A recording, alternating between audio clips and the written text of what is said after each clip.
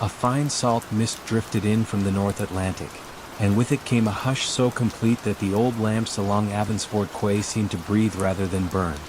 No one truly remembered when the lamps had first appeared, cast iron stems rooted in granite, their glass panes rippling like pond water, yet every evening at exactly 8, they brightened in perfect unison, unmarred by wind or rain, as though a hidden hand tended them. The town lay folded between headland and sea, its slate roofs huddled closely, its streets cobbled with stones smoothed by centuries of patient tides. Fishermen spoke in low tones, shopkeepers closed early, and visitors, sensing an unnamed etiquette, slowed their steps without knowing why. Even the gulls, overhead, called half-heartedly, their wings barely disturbing the fog that curled along eaves and chimneys. On this particular evening in late November, Nora Bennett walked the quay path alone. She had come from London for quiet, renting a small attic room above Mrs. Kersey's bakery. Her doctor had advised rest for a mind worn thin by city hours and ceaseless conversation. Abbotsford offered silence in generous measure. But it also offered questions that floated like sea foam, clinging, refusing to dissolve. Nora paused beside the third lamp from the harbor mouth, a lamp whose glass always showed a faint amber stain, as though dusk itself had settled inside.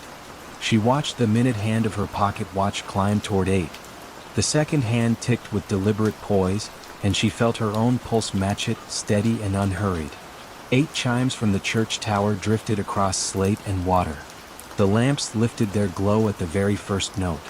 They brightened neither quickly nor slowly, but in a soft flourishing, the way dawn unfolds behind closed eyelids. Nora looked for movement, perhaps the tilt of a ladder or the sweep of a wick trimmer, but there was nothing. Just the lamps awake once more. Local legend spoke of a lamplighter named Elias Reed, a quiet man who, long ago, had walked the quay with a pole and lantern each twilight. After 40 years of service he had vanished on a winter's night, leaving his pole beside the harbor steps and his lantern dark. The lamps, townsfolk claimed, had kindled themselves ever since, following some covenant of loyalty. Children retold the tale in whispers at school, their eyes widening as clouds rolled in earlier each afternoon. Adults, questioned gently, smiled with polite indifference as though asked about dreams half recalled. Nora, restless in her attic room, opened the window a crack and let the odor of cooling bread slip past the ruffle of stale cinnamon.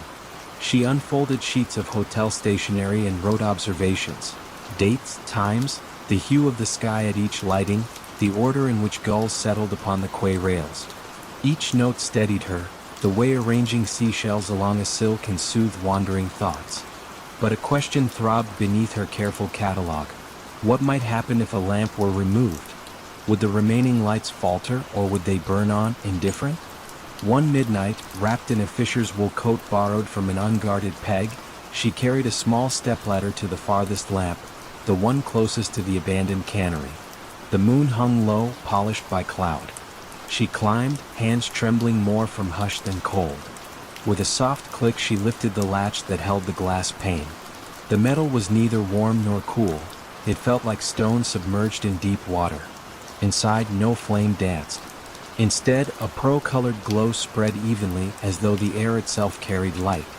She reached with gloved fingers, intending to cup the glow and learn its weight, but the moment her hand crossed the threshold the light receded, contracting to a single point. It hovered, quivering no larger than a pinhead, then slipped past her wrist into the night. It floated upward, joined by a second point from the next lamp, then a third, until 10 tiny lights drifted above the quay like dandelion seeds. Down below, the iron posts emptied, the glass panes darkening to mirror the sea. Nora descended, every plank beneath her boot drawing a hollow tone from the pier. A wind bowed through the alleys, shutters tapped. The church clock, unbidden, chimed once, though the hour was neither whole nor half. From windows, curious faces appeared, lit by candles, their eyes wide with the shared recognition that something familiar had slipped. The points of light gathered at the harbor mouth, arranging themselves in a slow spiral. Their brightness did not glare, it soothed like the reflection of stars on gentle water. They turned, drifting seaward until the fog swallowed them. And with their leaving, darkness folded itself over Abbotsford, deeper than any resident could recall. In the days that followed, shops remained closed. Boats stayed moored, their prows rocking in tides that seemed hesitant. Children, waking early, asked parents why the sky felt heavy. Mrs. Kersey, flower upon her sleeves, found Nora's attic room vacant save for neatly stacked notes and an unfinished letter addressed to no one. The lamps choose their hour, the sea its witness. I only opened a door already ajar. By the end of the week, townsfolk returned to routines, though slower now measured. Someone installed new electric fixtures along the quay, powered by hidden cables and sturdy switches. They shone adequately, practical and pale. Yet each evening at 8, just as the modern bulbs warmed, a faint shimmer danced upon the horizon, as though 10 silent lanterns still lingered beyond sight, guiding something home. No one spoke of Elias Reed, nor of Nora Bennett. Yet a gentle reluctance filled every twilight, a pause in conversation, a collective breath held between waves and stone. The quay remained solid as ever, but the air around it felt thinner, expectant. And in that expectant hush, the town of Abbotsford discovered a new kind of quiet, one layered with the memory of lamplight, drifting somewhere out at sea, promising return yet offering only the calm ache of wondering. Nobody could say when the tall grass first learned to sway in perfect rhythm with the hallway clock, yet on nights when the moon lifted over Lake Larkspur, the meadow around Willowmere Hall seemed to move as though listening for a chime that never quite arrived. The old estate rested on the Vermont shoreline where maples met water in quiet accord, and every path leading to its stone steps wore a hush strong enough to soften footfalls into memories rather than sounds. Willowmere had once hosted summer recitals, cellos murmuring beneath chandeliers, polite applause settling like dust, but decades slipped by, and melodies folded into cobwebs that clung to ceiling roses. Only one inhabitant remained now, Arthur Lee, a retired horologist whose gentle devotion to time had outlived the guests, the gardeners, even the family who'd first hired him to oversee their clocks. Early each dawn he walked the corridor connecting study to foyer, a brass key ring swaying lightly against his coat, testing the gears of every wall clock with patient fingers. Polished mahogany cases lined the passage like companions keeping watch. Their pendulums, shaped like quiet bells, moved in measured arcs that seemed almost contemplative. Yet there was one clock Arthur never touched. It stood alone at the far end of the gallery, encased in pale birch that caught morning light and turned it to silver. The grandfather's face bore no numerals, only faint etchings of willow leaves circling a single blue hand. Residents before him had called it the Larkspur Dial. Local legend, traded over tea in neighboring cottages, claimed the clock chimed only when the lake was calm enough to mirror the sky without a ripple, and when it chimed, something lost would find its way home. Arthur had never heard the sound himself, not once in 40 years. Still, his routine included pausing before the birch case, bowing his head as though greeting an elder whose language he could not speak. He suspected the mechanism, if there was one, had long ceased. Yet the blue hand moved, imperceptibly but inevitably, and each sunset he found it waiting just shy of the 12, as if hesitant to complete a circle. One September afternoon brought a coolness that tasted faintly of wood smoke. Arthur opened shutters to let the season breathe through the hall. Sunlight formed slender aisles between dust motes, and in those lovely aisles he sensed a difference, an angle of light he couldn't name, but felt across his shoulders like a question. He closed each shutter again, careful and calm, only to notice upon returning that the Larkspur Dial's blue hand now pointed exactly to the 12. No chime sounded. The corridor kept its hush. Yet beyond the window panes, the meadow grass had stilled, holding the moment so gently it seemed afraid to rustle even for wind. Arthur studied the clock's face, saw no tremor, heard no click, but something within the birch case seemed to draw breath.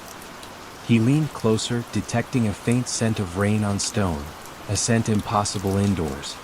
That evening, rather than retreat to his modest bedroom under the eaves, he prepared a chair in the gallery.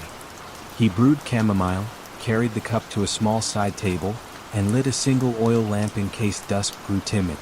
Then he sat opposite the Larkspur Dial, the meadow's hush pressed to the windows, and waited. Hours elongated yet felt unburdened.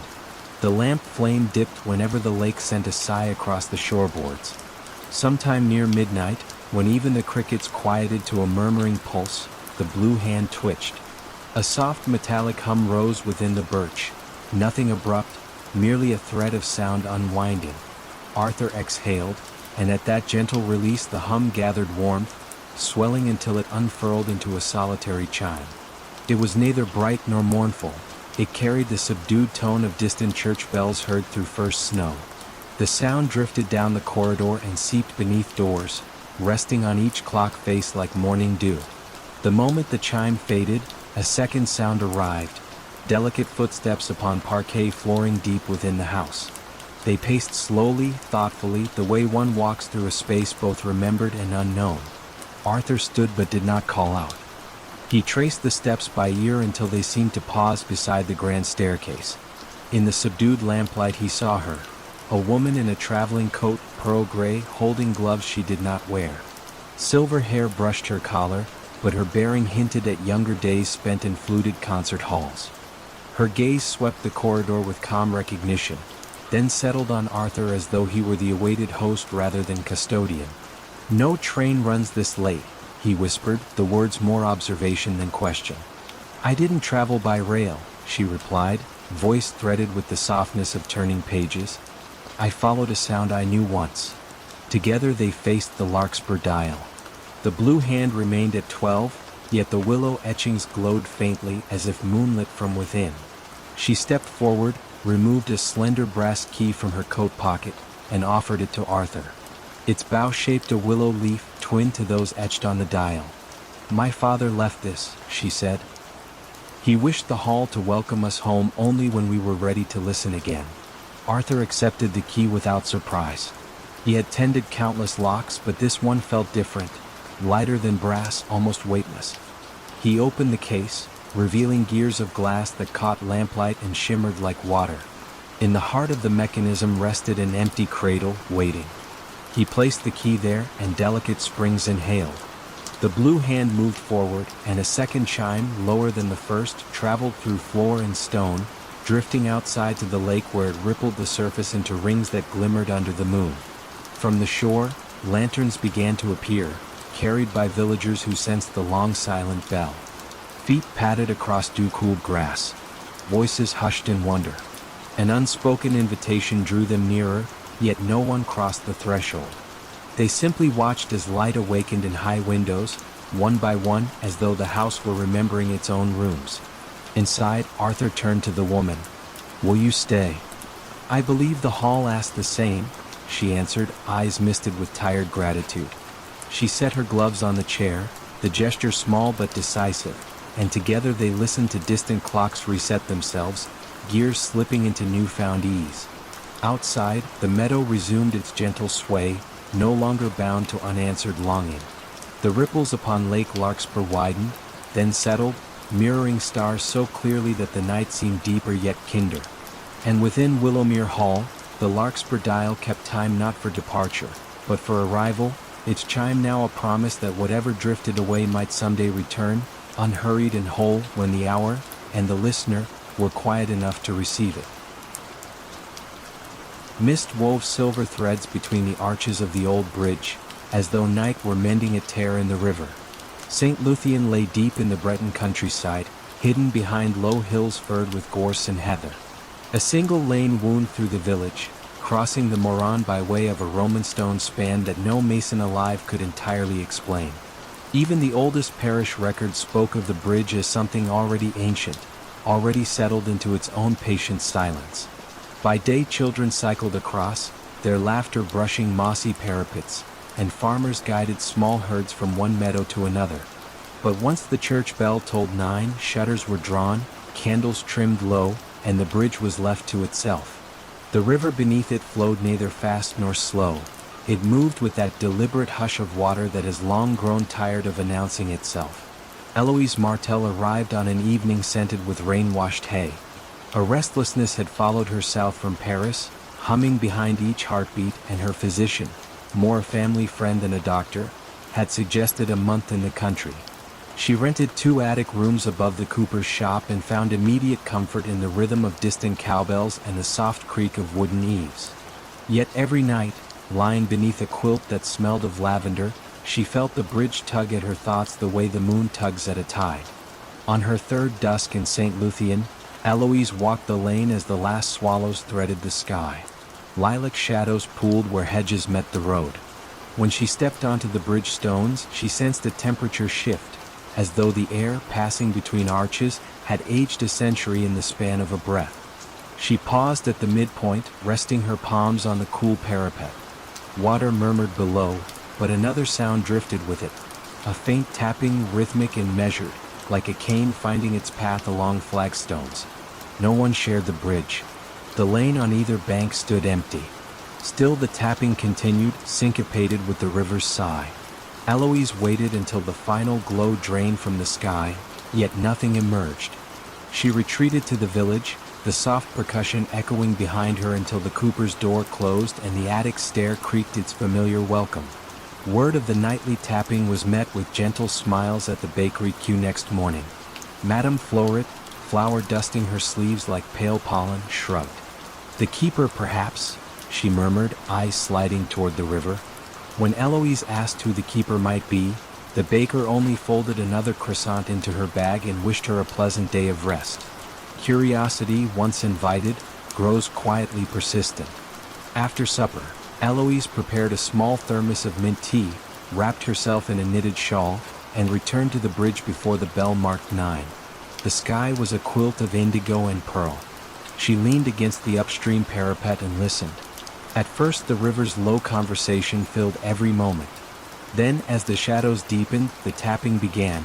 3 measured strikes, a pause, 2 softer ones, a longer pause, then the pattern repeating. Eloise closed her eyes and counted the gaps, feeling the cadence settle into her chest like a second pulse. With each cycle, an image formed, of someone testing stone, ensuring its strength, keeping travelers safe. When she opened her eyes, the far end of the bridge showed a figure, scarcely more than silhouette, stooped slightly, a walking stick glinting as it met the flagstones.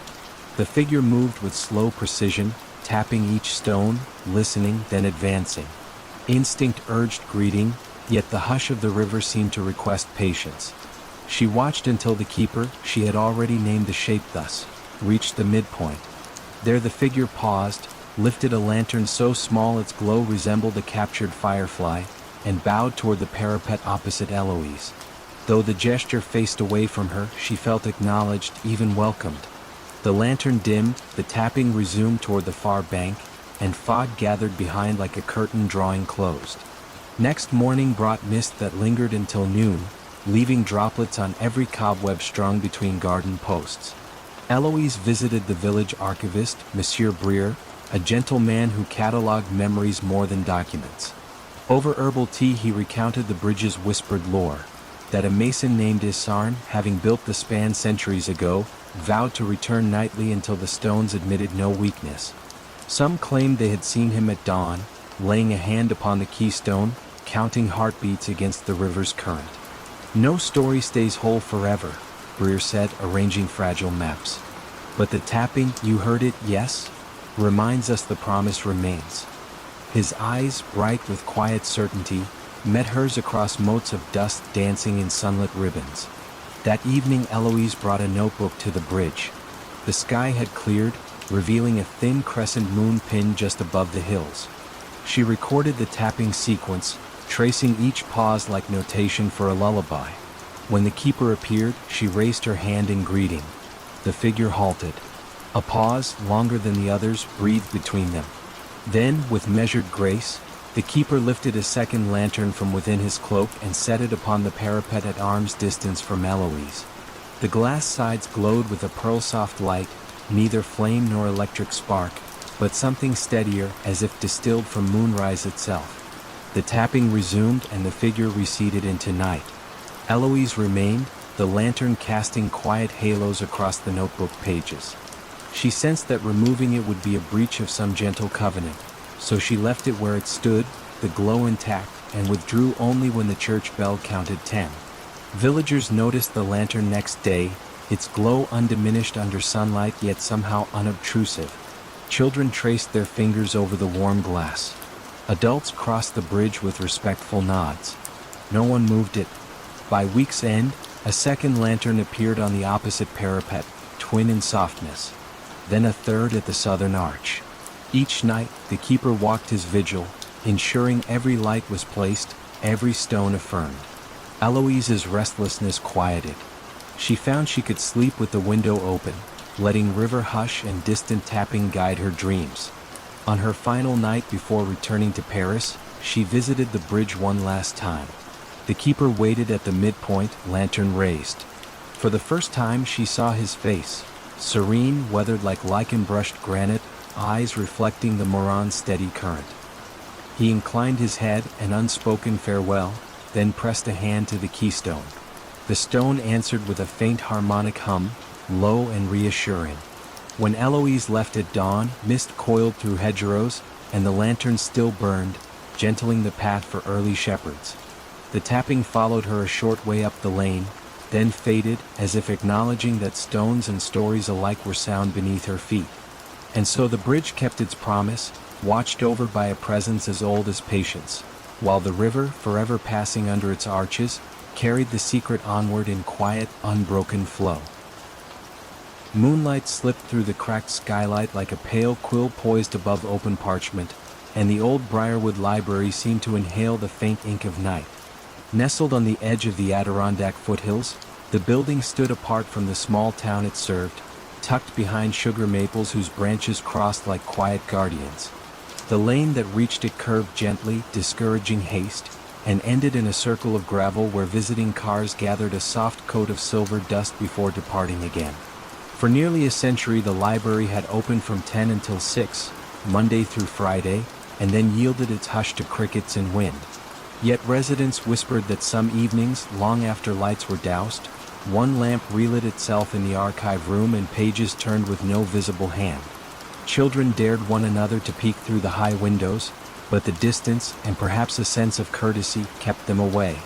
In early November, Eleanor Hayes arrived from Albany to catalog a bequest of rare folios, her first assignment since a spell of convalescence. She carried the quiet of recovery within her, a measured stillness she hoped Briarwood might understand. Miss Lowell, the head librarian, greeted her with a smile that had the texture of worn silk and offered a small office under the eaves. "The workroom is yours as late as you like," she said, "though I advise locking up by dusk." The comment floated between hospitality and caution. Eleanor accepted it without question. Her days unfolded in comforting routine. She rose before dawn, walked the perimeter path where frost outlined every fallen leaf, and entered the archive as shafts of early light settled on cedar shelves. The folios themselves, botanical studies, travel journals, letters bound in faded green ribbon, released scents of bergamot, pine resin, and distant rains. She catalogued meticulously, but a slender ledger stitched in pale calfskin eluded any entry. Its pages were blank save for the watermark of an unfamiliar moon crest. Each time she set pen to it, the nib hesitated as though ink refused to claim the paper. On her 7th evening, dusk arrived with a hush deep enough to blur the boundary between inside and out. Miss Lowell had left early for a town meeting, leaving Eleanor alone with the building's wooden size. She meant to finish labeling herbarium plates, yet the calfskin ledger drew her attention. A thin beam of moonlight, filtering through the skylight, touched its cover precisely where the crest lay embossed. The silver outline brightened, and a single line of handwriting surfaced on the first page, delicate as frost on glass. Attendance recorded by lunar hour, do not disturb the silence between names. Eleanor blinked, half believing she had nodded into a dream. She brought the ledger under the desk lamp, but the ink retreated, leaving the page blank once more. A hush, deeper than the library's usual nighttime calm, settled over the archive. Then, from the floor below, came the muted click of a date stamp and the soft scrape of a return cart. She descended the rear staircase. The main reading room lay in low amber glow. One lamp burned beside the long oak table. Beside it stood a tall gentleman in charcoal overcoat, back turned, consulting the card catalog with unhurried grace. His movements bore the cadence of old manners, sleeves whispering against wool as he slid a drawer closed.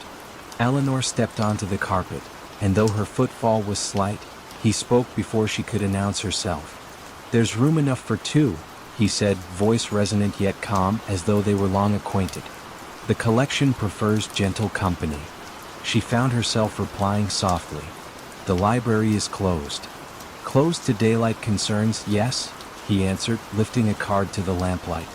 "Open to its own hours afterward." He returned the card, then, with ceremonial care, signed a narrow slip of paper and tucked it into the drawer. The ledger lay open on the table, its moon crest glimmering faintly. Eleanor approached.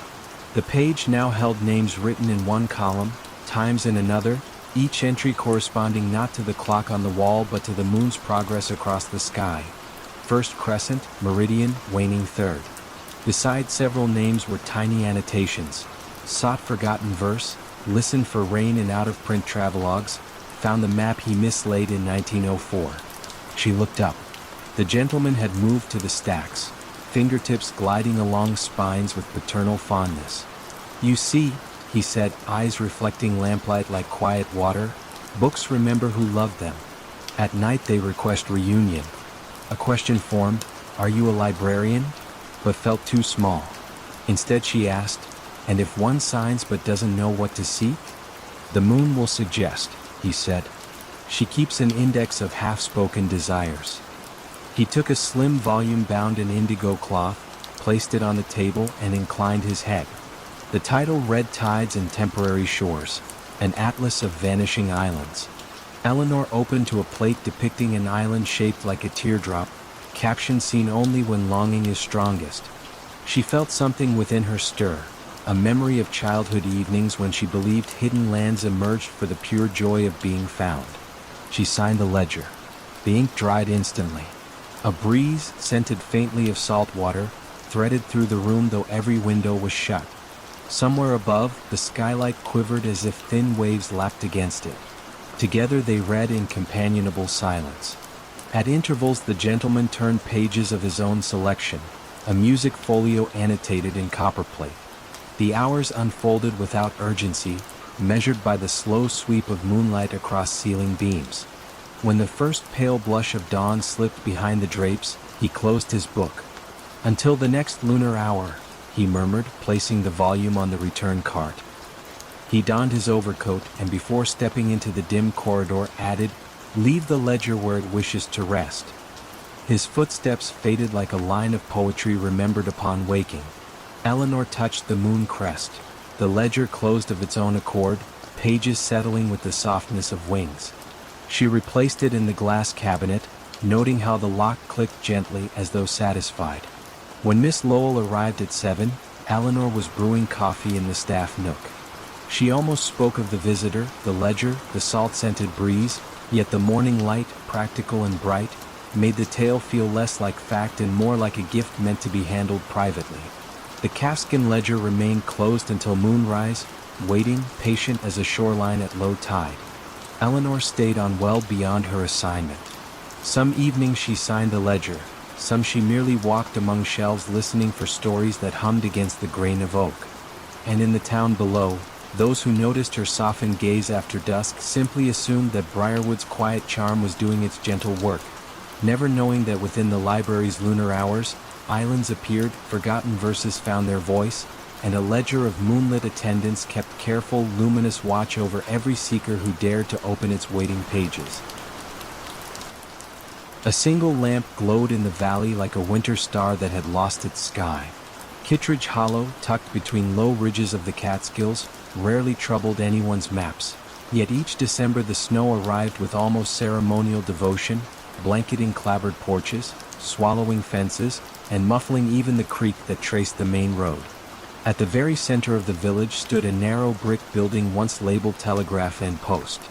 The telegraph line had long since sagged into the trees, but the post office endured in the hands of Robert Finch, a spare man with silver-rimmed spectacles and the patience of weathered stone. 6 days a week he turned the brass key in the door, sorted the few envelopes that came, and brewed chicory coffee whose aroma drifted through the slot blinds like a quiet promise. Whenever storms blocked the mountain pass, deliveries ceased, yet Robert kept his ritual. He unlocked the wooden pigeonholes, dusted counters, and listened to the clock that chimed half hours with a timber-soft note.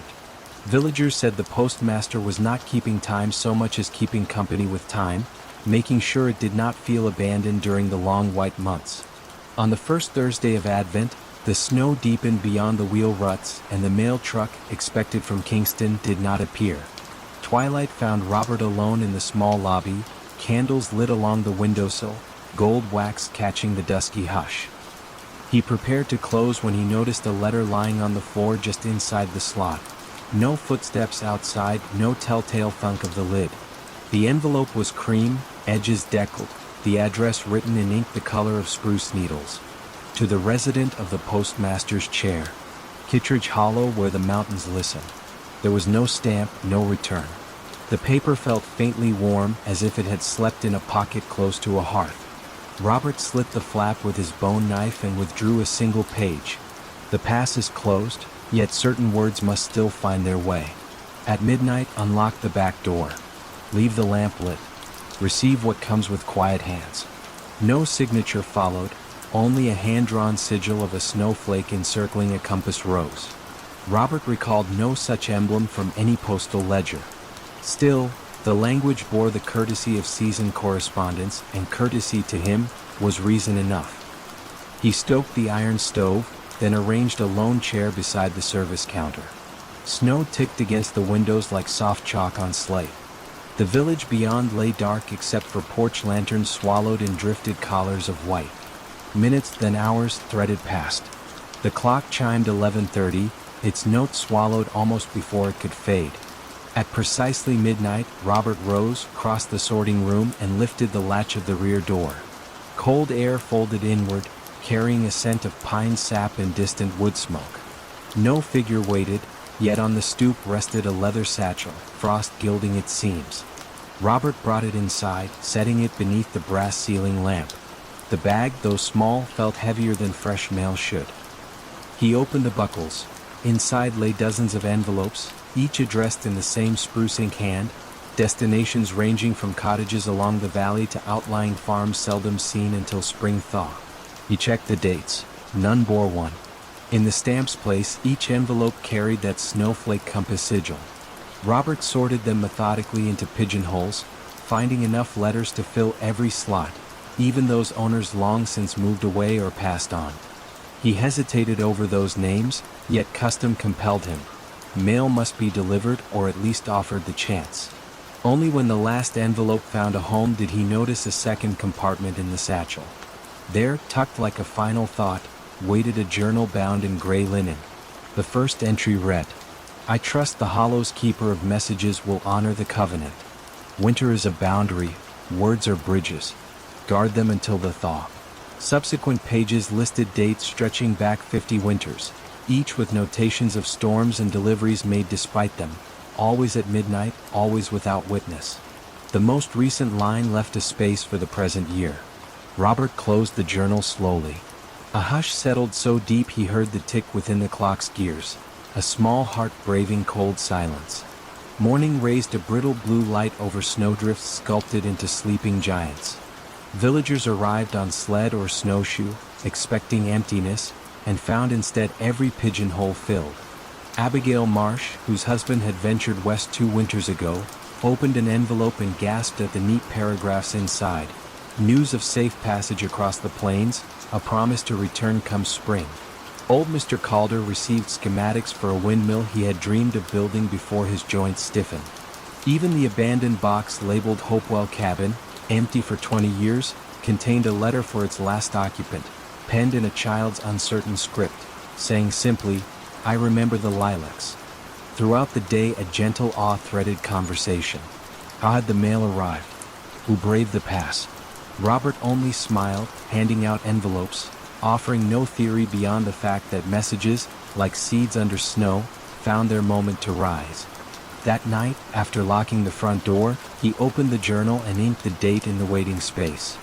Beside it he wrote, "Received and entrusted, bridges intact."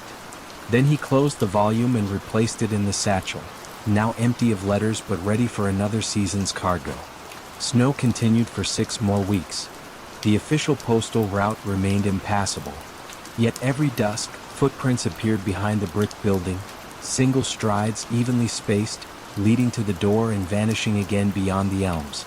Robert never heard them arrive, never caught a silhouette against the lantern light. Still, on his desk he occasionally found an empty mug, faint steam curling as though shared hospitality needed no words. When equinox neared and the pass finally opened, the first Kingston truck rolled into the hollow. The driver remarked on tidy stacks of outgoing mail waiting in the crate, responses penned through darkest winter, dreams wrapped in paper, ready for the wider world. He asked how Robert kept spirits lifted while the valley lay cut off. "We were never truly cut off," Robert said, sealing a last canvas sack. "The roads we travel aren't always marked on maps." Spring loosened the ridge shadows, creeks rushed with newfound voice, and the satchel rested once more behind the sorting desk, patient as seed in soil. Robert polished its buckles, then dimmed the lamp, confident that when snow returned and midnight called, the unseen courier would keep faith, riding the silent pass where mountains listen and words, unlost, glide over drifts like sparrows searching out old roofs. Fog settled over the disused tracks like a memory refusing to fade. Long after passenger trains stopped visiting the Northumberland moorland, the red brick station at Brackenfell remained upright, its iron canopy sheltering silence instead of travelers. A single lane curved past heather slopes, ending at locked gates where an enamel sign, letters worn to pale ghosts, once promised departures every hour. Now only wind and curlews moved with purpose, tracing slow flights across the sky. Amelia Rook arrived one soft April afternoon, seeking a place to finish a book on forgotten railways. She rented the old station master's cottage, a three-room dwelling stitched to the platform by a short covered walkway. The local letting agent spoke kindly yet cautiously. "Keep the main waiting room closed at night," he said. "The echoes there grow restless after dark." Amelia assumed he meant drafts, perhaps the rattle of loose panes, and thanked him without pressing. Her first days passed in gentle routine. Morning light pooled through sash windows, warming chipped tiles that once carried the scuff of eager boots. She brewed nettle tea, walked the platform, and noted how moss filled every groove of the signal lever. Certain evenings she heard distant whistles that could only have belonged to wind cutting through drains, yet they drifted with such measured pitch that she paused, half expecting a locomotive to crest the bend. Near twilight on the seventh day, she unlocked the waiting room. Dust hovered in angled beams, giving the air a weight both delicate and old. Wooden benches lined each wall. At the far end hung a brass echo board, once used by porters to test acoustics before announcements. Its surface, though tarnished, still caught traces of light. Beneath it sat a mahogany ledger stand, empty but for a single fountain pen tethered by chain. Amelia crossed the creaking floor. When she touched the board, vibrations throbbed faintly, as if storing the hum of conversations long finished. She stood back and clapped once. The echo returned not as her own clap but as layered murmurs, snippets of farewells, ticket requests, the polite shuffle of baggage, all softened by time yet unmistakably human. She tried again. This time the echo repeated her clap, ordinary and clear. Puzzled, she left, locked the door, and made soup beneath a low moon. That night, rain tapped the slates. Just after midnight, a soft metallic ring sounded from the platform bell beside her cottage. She stepped into waterproof and boots, lantern raised. No one waited, yet the bell rope swayed. A folded timetable lay on the bench. Its cover showed the station's crest and the date, April 14, 1902, precisely 120 years passed to the day. Inside, penciled beside the final downline service, a note read, "Delayed, will arrive after last light, hold the gate." Morning found her restless with thought. She pored over county archives in the cottage study, discovering that on April 14, 1902 a mail train from the Scottish border vanished between two signal posts. Search parties found neither wreckage nor clue. The line closed soon after. Newspapers called it a fog-bound mystery, but villagers blamed a hollow in time along the moor. Amelia copied the accounts, shivering though the stove burned warm. Evening brought new fog. She unlocked the waiting room, struck a match, and lit the wall sconce beside the echo board. A low hum pulsed, deeper than before, resolving into the hiss of steam. The scent of coal drifted through cracks in the floorboards. She sensed, rather than heard, carriages slowing just beyond sight. Instinct guided her to the mahogany stand. The tethered pen twitched. A sheet of blank ledger paper slid from beneath the wood as if pushed by unseen fingers. Words formed in dark blue ink. Mail 9 o'clock from Caledon requests clearance to enter. Passengers weary of mist. Platform safe? Her pulse steadied into the hush around her. Fear felt inelegant amid such patient formality. She wrote, "Platform ready, gate unlocked, signal set to green." The ink dried before her eyes. From outside came the clack of points shifting, a sound no rusted mechanism should manage. Lantern in hand, Amelia stepped onto the platform. Fog parted enough to reveal an outline. Tall engine, lamps dimmed, paintwork blurred by drifting age. No roar of pistons, only a hushed rolling as though the train moved on rails of breath. Carriage windows glowed with lamplight.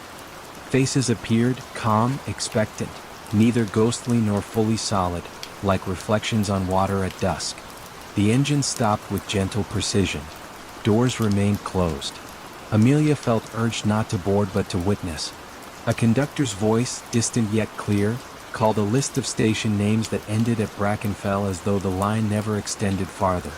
She realized the vanished train had finally reached its terminus, exactly 1 minute past the century. The bell rang. Doors opened inward but no one stepped down. Instead, small parcels hovered to the platform, wrapped in paper, tied with string, tags bearing contemporary addresses from nearby villages. Messages lost beyond time, perhaps now returned. Amelia counted 12.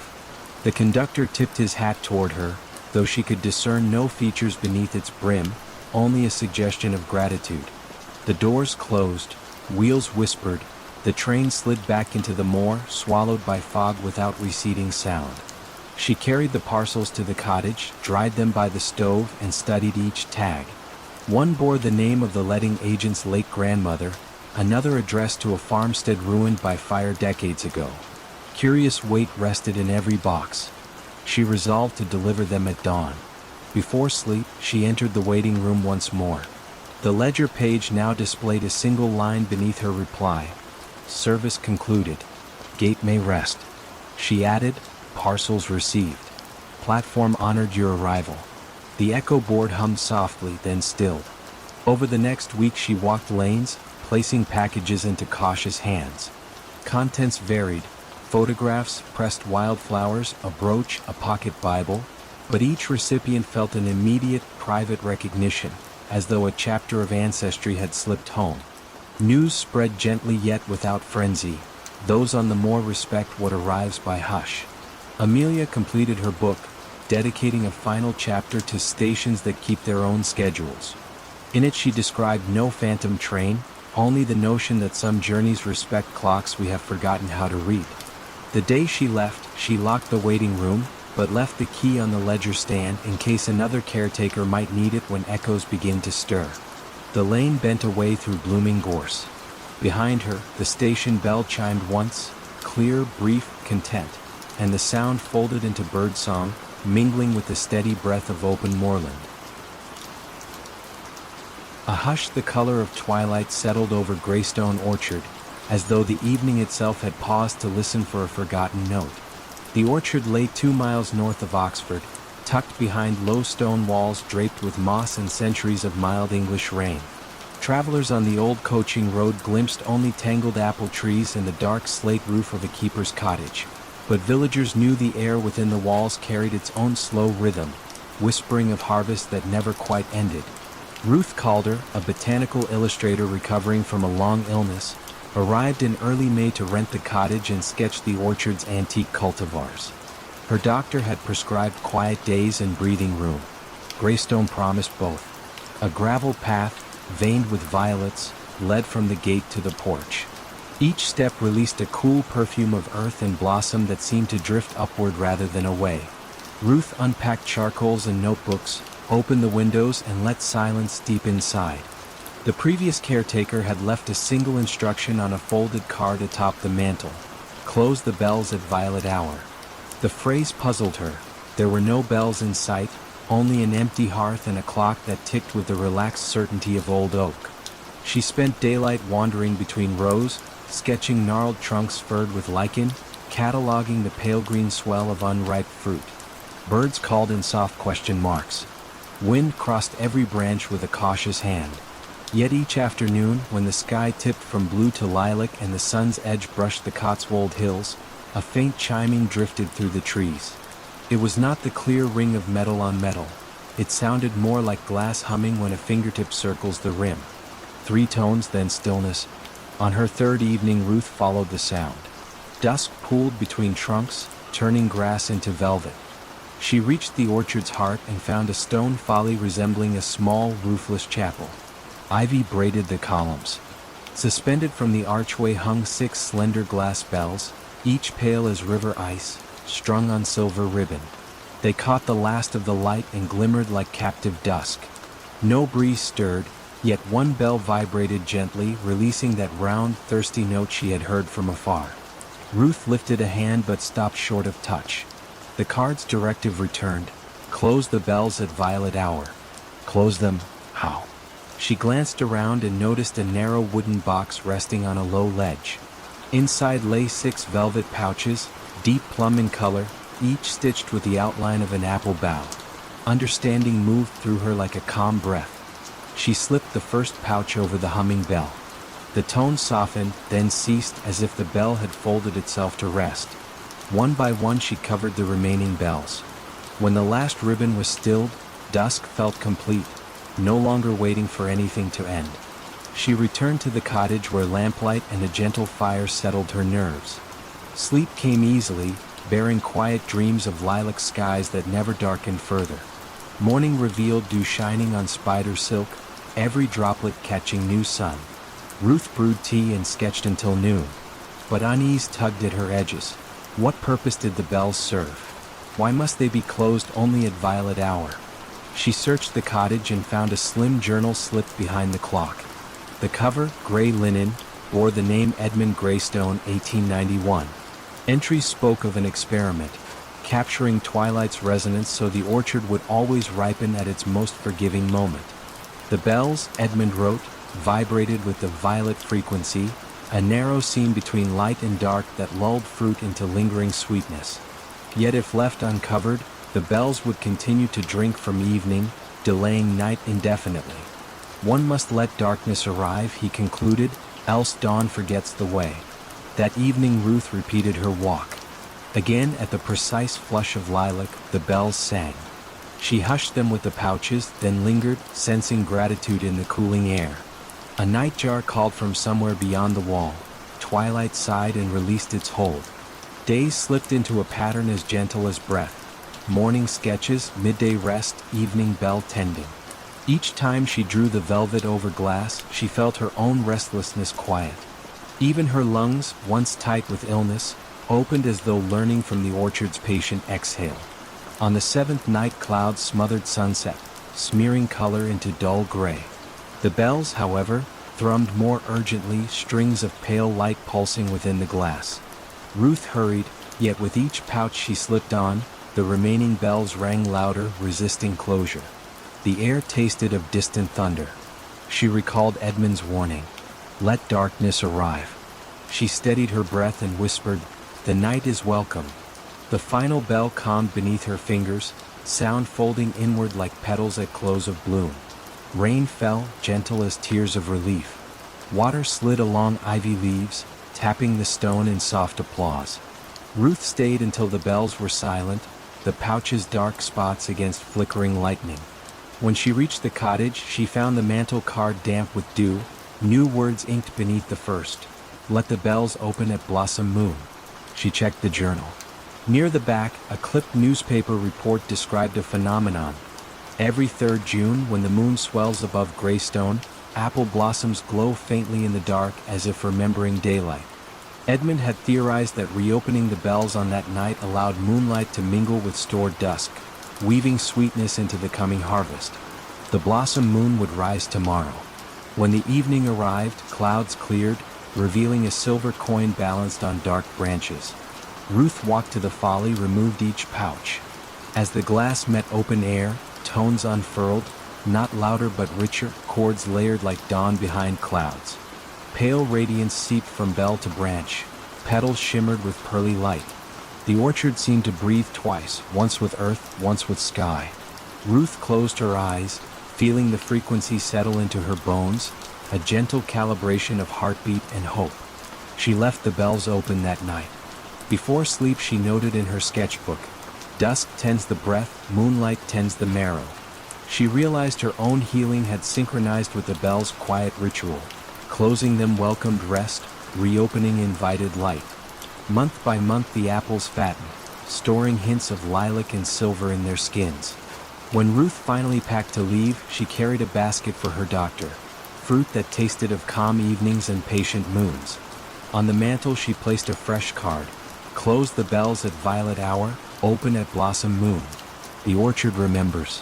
As she latched the gate, twilight brushed the sky with the softest trace of purple. One bell rang once, farewell rather than alarm. Ruth smiled, the sound settling behind her ribs like a small, steady star. A thin ribbon of mist curled above the pond, a silent sundial marking the slow drift of dawn. Stillwater Glen was the sort of New Hampshire village that hid almost on purpose, cradled by white pines and granite ledges, its three clapboard houses mirrored in water smooth enough to hold secrets. The only road arrived, then politely turned back the way it came. Just beyond the far bank stood a shingled boathouse with a cedar cupola and a narrow tower stitched to its side. Locals called the structure the water clock, though most had never seen it operate. The tower's upper window held a wooden dial carved with small moons. Beneath it ran a channel, guiding pond water through unseen gears. Old deeds stated that when the dial revolved at midnight, the glen's level would settle true, neither flooding nor drying, as though time itself checked the pond's pulse. Clara Whitford arrived in midsummer, seeking refuge after a year of hurried city evenings. She rented the vacant lakefront cabin, bringing only field journals, her grandfather's pocket barometer, and a quiet wish for hours wide enough to unfold in. The first night, as frogs stitched soft patterns in reeds, she noticed the tower window pulsing with faint amber. One slow glow, one slow fade, too measured to be candlelight. The pond, meanwhile, lay perfectly still, cradling the reflection like an echoed breath. Come morning, Clara asked Mrs. Dyer, who ran the post shack and berry stand, whether the clock still kept time. The woman's smile was gentle, almost apologetic. "It keeps its time," she said, wiping dew from cartons of blueberries. "Best let it be." There was no further discouragement, only an older hush slipping between their words. Days filled with soft chores, sketching cattails, recording air pressure, noting the pond's glassy patience. Yet each night, somewhere between 11 and 1, the amber glow returned, revolving behind the wooden dial like a guarded heartbeat. Clara, drawn by cautious intrigue, began walking the shoreline at dusk. She discovered that willow leaves nearest the boathouse quivered even on windless evenings, as if stirred by distant machinery. On the seventh night clouds covered the moon, and darkness pressed gently against the water's skin. Clara stood at the tower door, a padlock hanging open, its clasp unlatched as though waiting. She hesitated, remembered Mrs. Dyer's softened warning, then stepped inside. The air was cool, tinged with cedar and iron. A wooden stair curved upward, threads of lamplight spilling down steps worn smooth by time but not by recent feet. She climbed carefully. At the summit, the room widened into a circular chamber. Brass troughs guided pond water through a lattice of wheels. Drops struck resonant bowls tuned to quiet notes, a hidden music scarcely louder than breath. Against the far wall, a work table held quills, corked ink, a single ledger, and a small glass filled to its brim with still pond water that never spilled, no matter how the gears turned. The dial disc, thinner than she expected, rotated once each minute, not by clockwork but by the measured flow beneath. As the disc completed its circle, a single drop lifted from the glass, drawn upward, defying gravity, then stitched itself into the wood before sliding down a narrow groove carved into the tower wall. Outside, the amber glow brightened at that precise moment. Clara watched 5 cycles, feeling her pulse slow to the mechanism's patient cadence. She opened the ledger. Pages smelled of birch and distant rain. Entries stretched back 180 years, each dated simply by season and moon phase. Each carried 3 measured lines: level, mirror, sky, listening, visitor, name. Sometimes the visitor line read none, sometimes an initial followed by a brief note, spoke of forgetfulness, offered silver coin to water, sang lullaby for willow roots.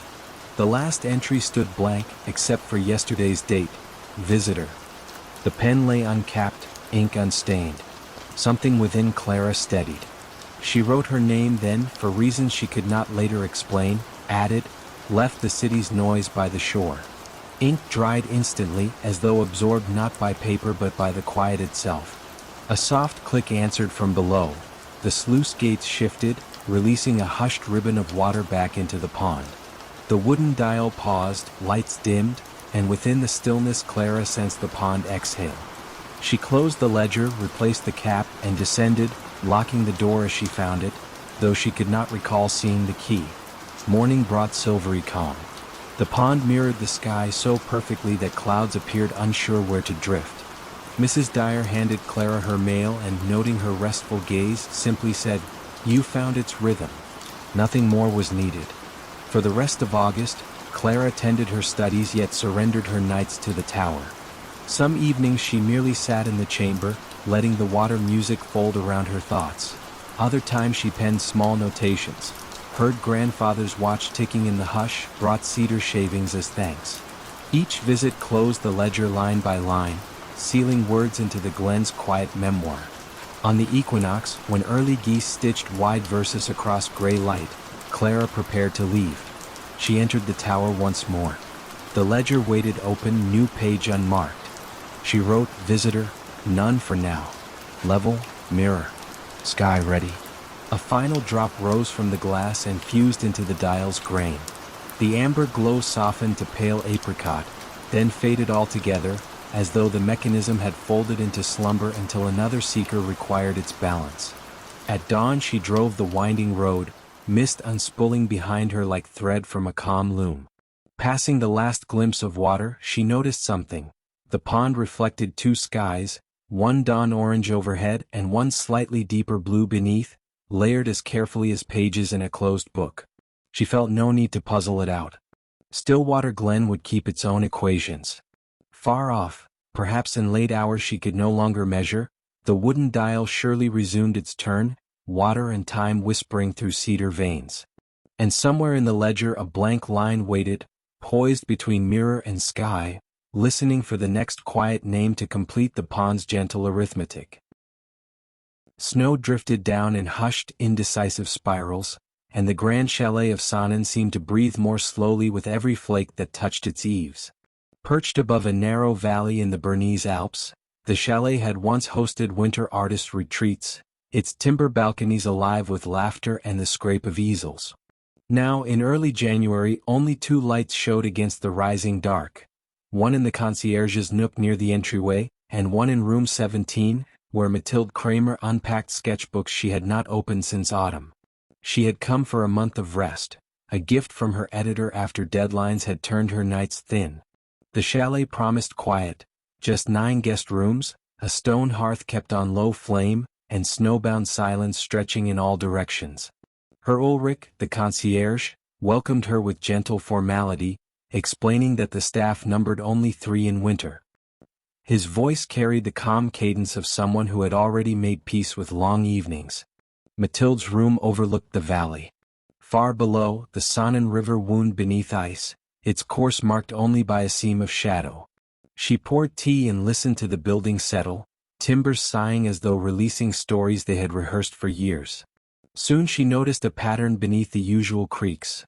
A faint, rhythmic tapping, 5 slow beats and then stillness, repeating at almost perfect intervals. She timed it against her pulse, steady, deliberate, never hurried. At breakfast she asked her Ulrich whether another wing might still be under renovation. He shook his head, smile polite but distant. All work finished before the first snow, he assured her. Then after a pause he added, should you hear something unfamiliar, it may be the winter room. Best not to worry.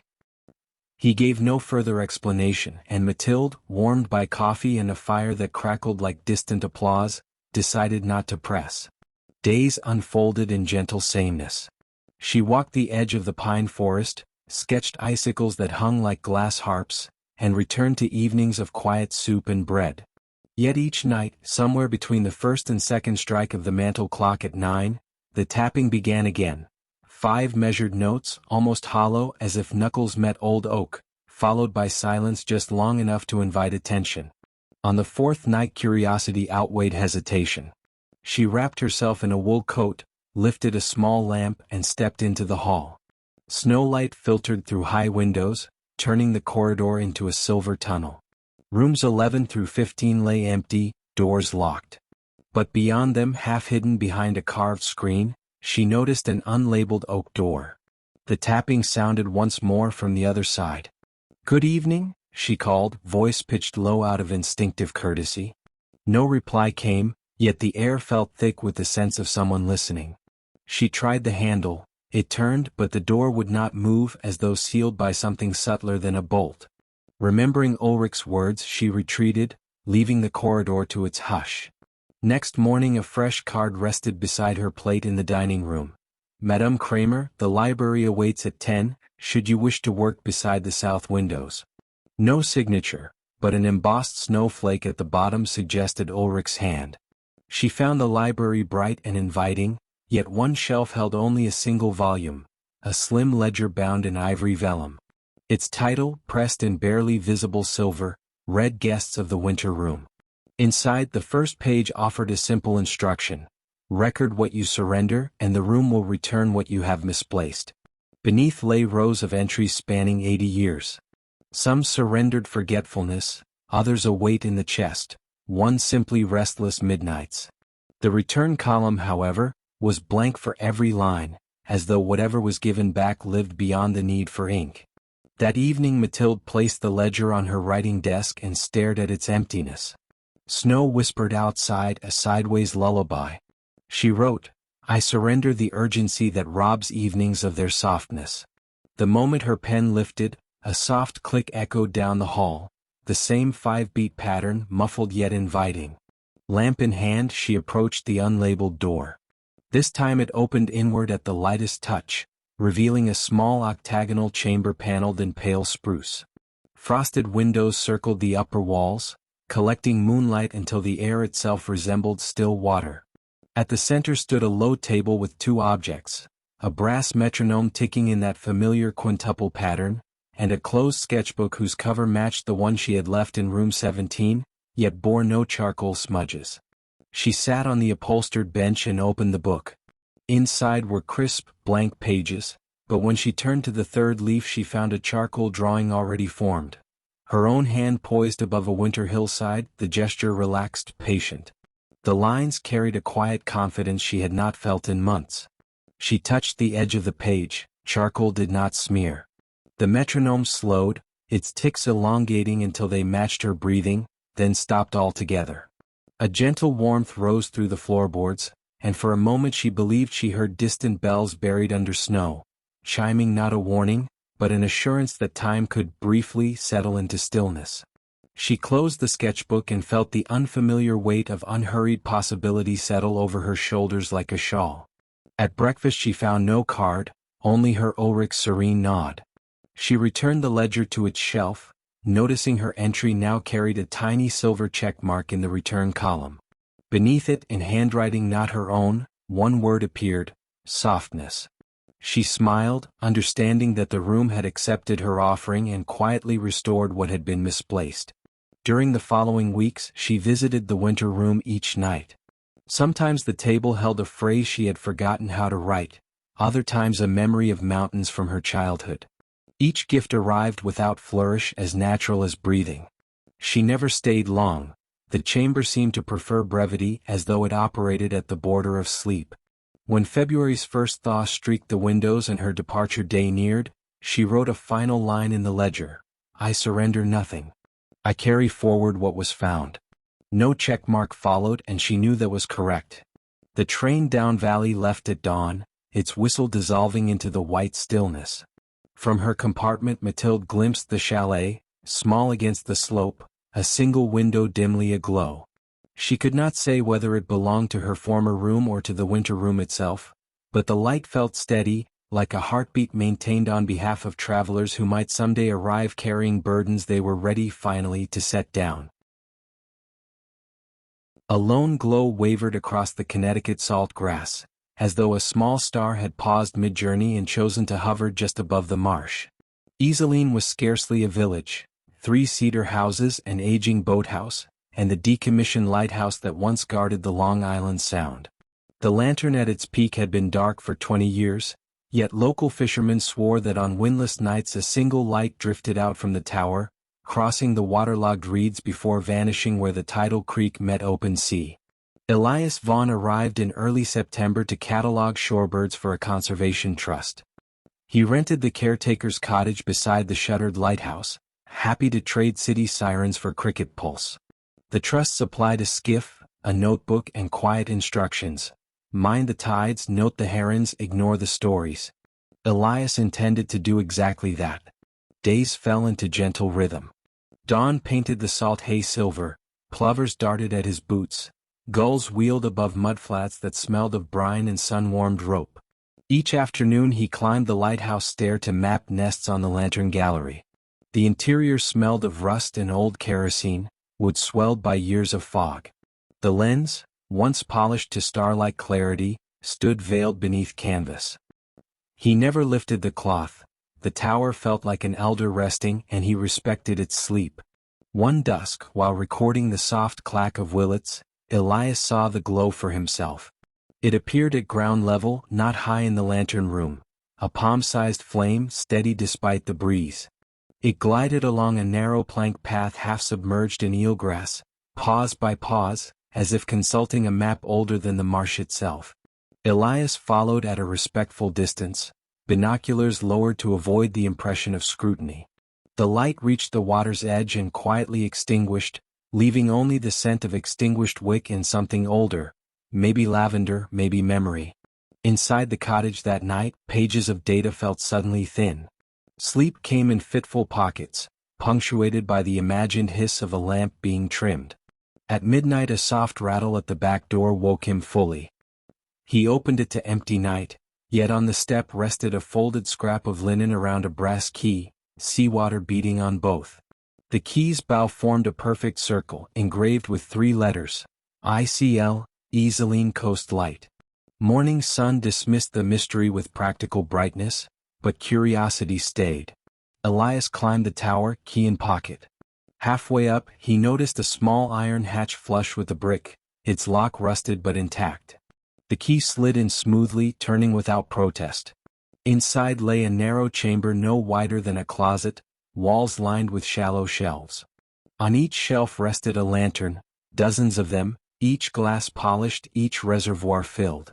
Wicks looked freshly trimmed. Yet there was no scent of oil, only a clean hint of salt and fur. A leather-spined notebook lay open on a central stand. Its pages listed dates and tides, moon phases, names of storms. One entry stood alone at the bottom. Lanterns walked, August 18th, full tide. The handwriting felt deliberate, loops careful, as if penned by someone accustomed to coaxing flame rather than ink. Elias added the previous night's date and noted lantern walked, ebb tide. He closed the book, pulse calm despite the oddness. The room's hush encouraged trust over alarm. Evenings grew earlier. Each twilight the marsh exhaled cool vapor that blurred horizons into watercolor grays. Some nights the light appeared, some nights not. When it did, Elias followed at a distance, memorizing its route. Always the same plank path, always the same hush at the creek mouth. He began to wonder if the lantern marked a changing depth, a warning invisible to satellite charts yet crucial to hidden currents. A nor'easter arrived, pressing slate clouds low over the sound. Wind scratched the shutter boards. Rain etched quicksilver diagonals across the pane. At dusk a glow flared within the tower gallery, brighter than any he had seen outside. Elias scaled the spiral steps, lantern from the secret room in hand. The canvas over the great lens billowed as though breathing. He peeled it back, Glass facets caught storm-dim light and spun it into muted rainbows. A panel on the pedestal lay ajar, revealing a chamber just wide enough to cradle the brass lantern he carried. The fit was perfect, as if engineered for that single piece. When he placed the lantern inside, the wick bloomed cobalt, silent yet certain. Outside, the storm's howl softened to a deep-throated hush. Through the gallery glass he saw the marsh lanterns, every single one from the hidden room, floating outward in slow procession, tracing luminous lines along flooded channels. Their reflections braided with rain-shaken water, creating corridors of calm. Wind leaned back puzzled. Waves settled into gentle heaves. Elias watched until the final flame reached the sea and dimmed beneath the storm-churned horizon. Then he returned the great lens to darkness, replaced the canvas, and descended, carrying only the faint smell of newborn smoke on his sweater. Morning broke clear. Newspapers spoke of severe weather turned mild without explanation. Fishermen, mooring lines still taut from precaution, found their channels untouched by search. Mrs. Grant, from the nearest house, brought Elias coffee cake and confided that her grandmother once served as lighthouse keeper when men were away at war. She said the marsh keeps its own watch, the woman smiled, provided someone remembers to polish the glass. Elias said nothing of keys or secret shelves. He simply accepted the cake and later opened the notebook in the hidden room, writing, "Lanterns walked, storm-tide, duty fulfilled." Below, space waited for another line, blank yet anticipatory, like a quiet shoreline expecting moonrise. When his assignment ended, he left the key on the cottage table beneath a note. Data logged, birds counted, lens resting. If the lantern walks, follow with calm heart. At the edge of the property he glanced back. Sunlight struck a single gallery pane, kindling a brief, warm shimmer. The calm heartbeat of a watch resumed. Elias drove away content, knowing the marsh did not need him to stay, it only needed witness. And somewhere, folded inside reeds where salt meets fresh, a lantern's memory drifted, ready to rise whenever clouds gathered, carrying a promise that in Isolene, even silence keeps a light. A soft green light pulsed beneath the fog, like an echo seeking its original sound. Clonfera lay on Ireland's western rim where peat-scented fields dropped into the Atlantic, and the only building braving the cliff edge was an abandoned signal house, once the terminus of an undersea telegraph cable that carried news between continents. The cable had long fallen silent, but villagers still spoke of faint glimmers at the cliffs on moonless nights, as though messages persisted even after words were forgotten. Hannah O'Shea arrived in late March, carrying a thermos, a sketchbook, and the quiet intention of avoiding her city inbox for as long as coastal weather allowed. She rented a stone bothy half hidden by thrift and heather. Each morning brought gull cries stitched to wind, each evening the distant hum of waves rearranging shingle. The rhythm softened the tightness behind her eyes quicker than any doctor's advice. On her third dusk, as mist folded over the fields like a linen sheet, Hannah followed a sheep path toward the cliff. The signal house appeared gradually, square, stout, its granite blocks marbled with lichens the color of old copper. She pressed a palm to the wooden door, it moved inward with surprising ease. Inside, salt air lingered, mingling with an undernote of beeswax, as though someone had recently tended a quiet ritual. A single brass instrument remained, the old tape receiver nailed to the far wall. Its iron clockwork drum, once chattering with Morse, now sat still, yet in moonlight its mica window held a faint glow. Beneath the drum lay a wooden spool, and on that spool improbably rested a fresh length of paper tape, blank and unwound. Hannah touched the edge. The paper felt warm as if cupped moments earlier. She smiled, suspecting coastal pranksters, and stepped back into drizzle. That night rain tapped the bothy roof like small, patient questions. At midnight Hannah woke to find a strip of pale tape slipped under her door. Tiny indigo dots and dashes marched across it, clear Morse, though she only recognized the shape of letters, not their meaning. The strips smelled faintly of kelp and lamp oil. She lit a candle, copied the code into her sketchbook, and returned to sleep lulled by the steady metronome of rain. Morning sun silver-plated the ocean. At the village cafe, she borrowed a Morse chart from an elderly fisherman who kept it in his wallet for luck. The decoded message read, "Tide high, letter safe. Come dusk." Amused and gently unsettled, Hannah pocketed the strip, promising herself she would revisit the signal house after supper. Dusk arrived blushing violet. Hannah crossed the cliffs under a shawl of gull wings. Inside the signal house, the drum now turned with silent grace, feeding tape through unseen gears. No key clicked, no relay snapped, yet the dots and dashes formed neat rhythms before her eyes. She watched until the strip ended, then tore it free. The message read, "If you keep watch, we keep time. Ink waits in the drawer." A shallow drawer beneath the bench slid open at her touch. Inside lay a fountain pen and a small bottle of cobalt ink. A brittle ledger, spine cracked but pages blank, rested beside them. On the inside cover someone had written, "Tide letters, keepers and finders." Dates spanning a century followed, each with 2 columns, incoming and response. The most recent line belonged to 1972. After that, blank space waited like calm water. Hannah dipped the pen and wrote the date, then added under response, "Watching." She capped the ink, feeling the house exhale, a breath she sensed more than heard. Outside, the green light blossomed briefly through fog as though acknowledging receipt. Over the next week a gentle correspondence unfolded. Each midnight, another strip of tape slid beneath her door, sometimes damp with sea spray, sometimes crisp as parchment left near a stove. Messages whispered of tide heights, wind shifts, constellations hidden above cloud. She answered in the ledger at dusk, her handwriting slowing to match the patient cadence of surf. Questions crept in: who sends the tape? The response, coded, arrived 2 nights later. The sea remembers every word, we only lend it a voice.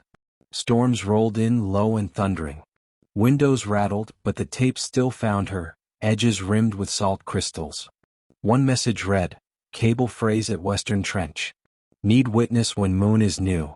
The request felt neither urgent nor benign, simply inevitable. On the appointed night, Hannah stood on the cliff, black water yawning below.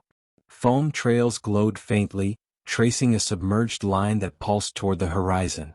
For one long moment she sensed the cable itself breathing, fibers straining to share weight it could no longer keep secret.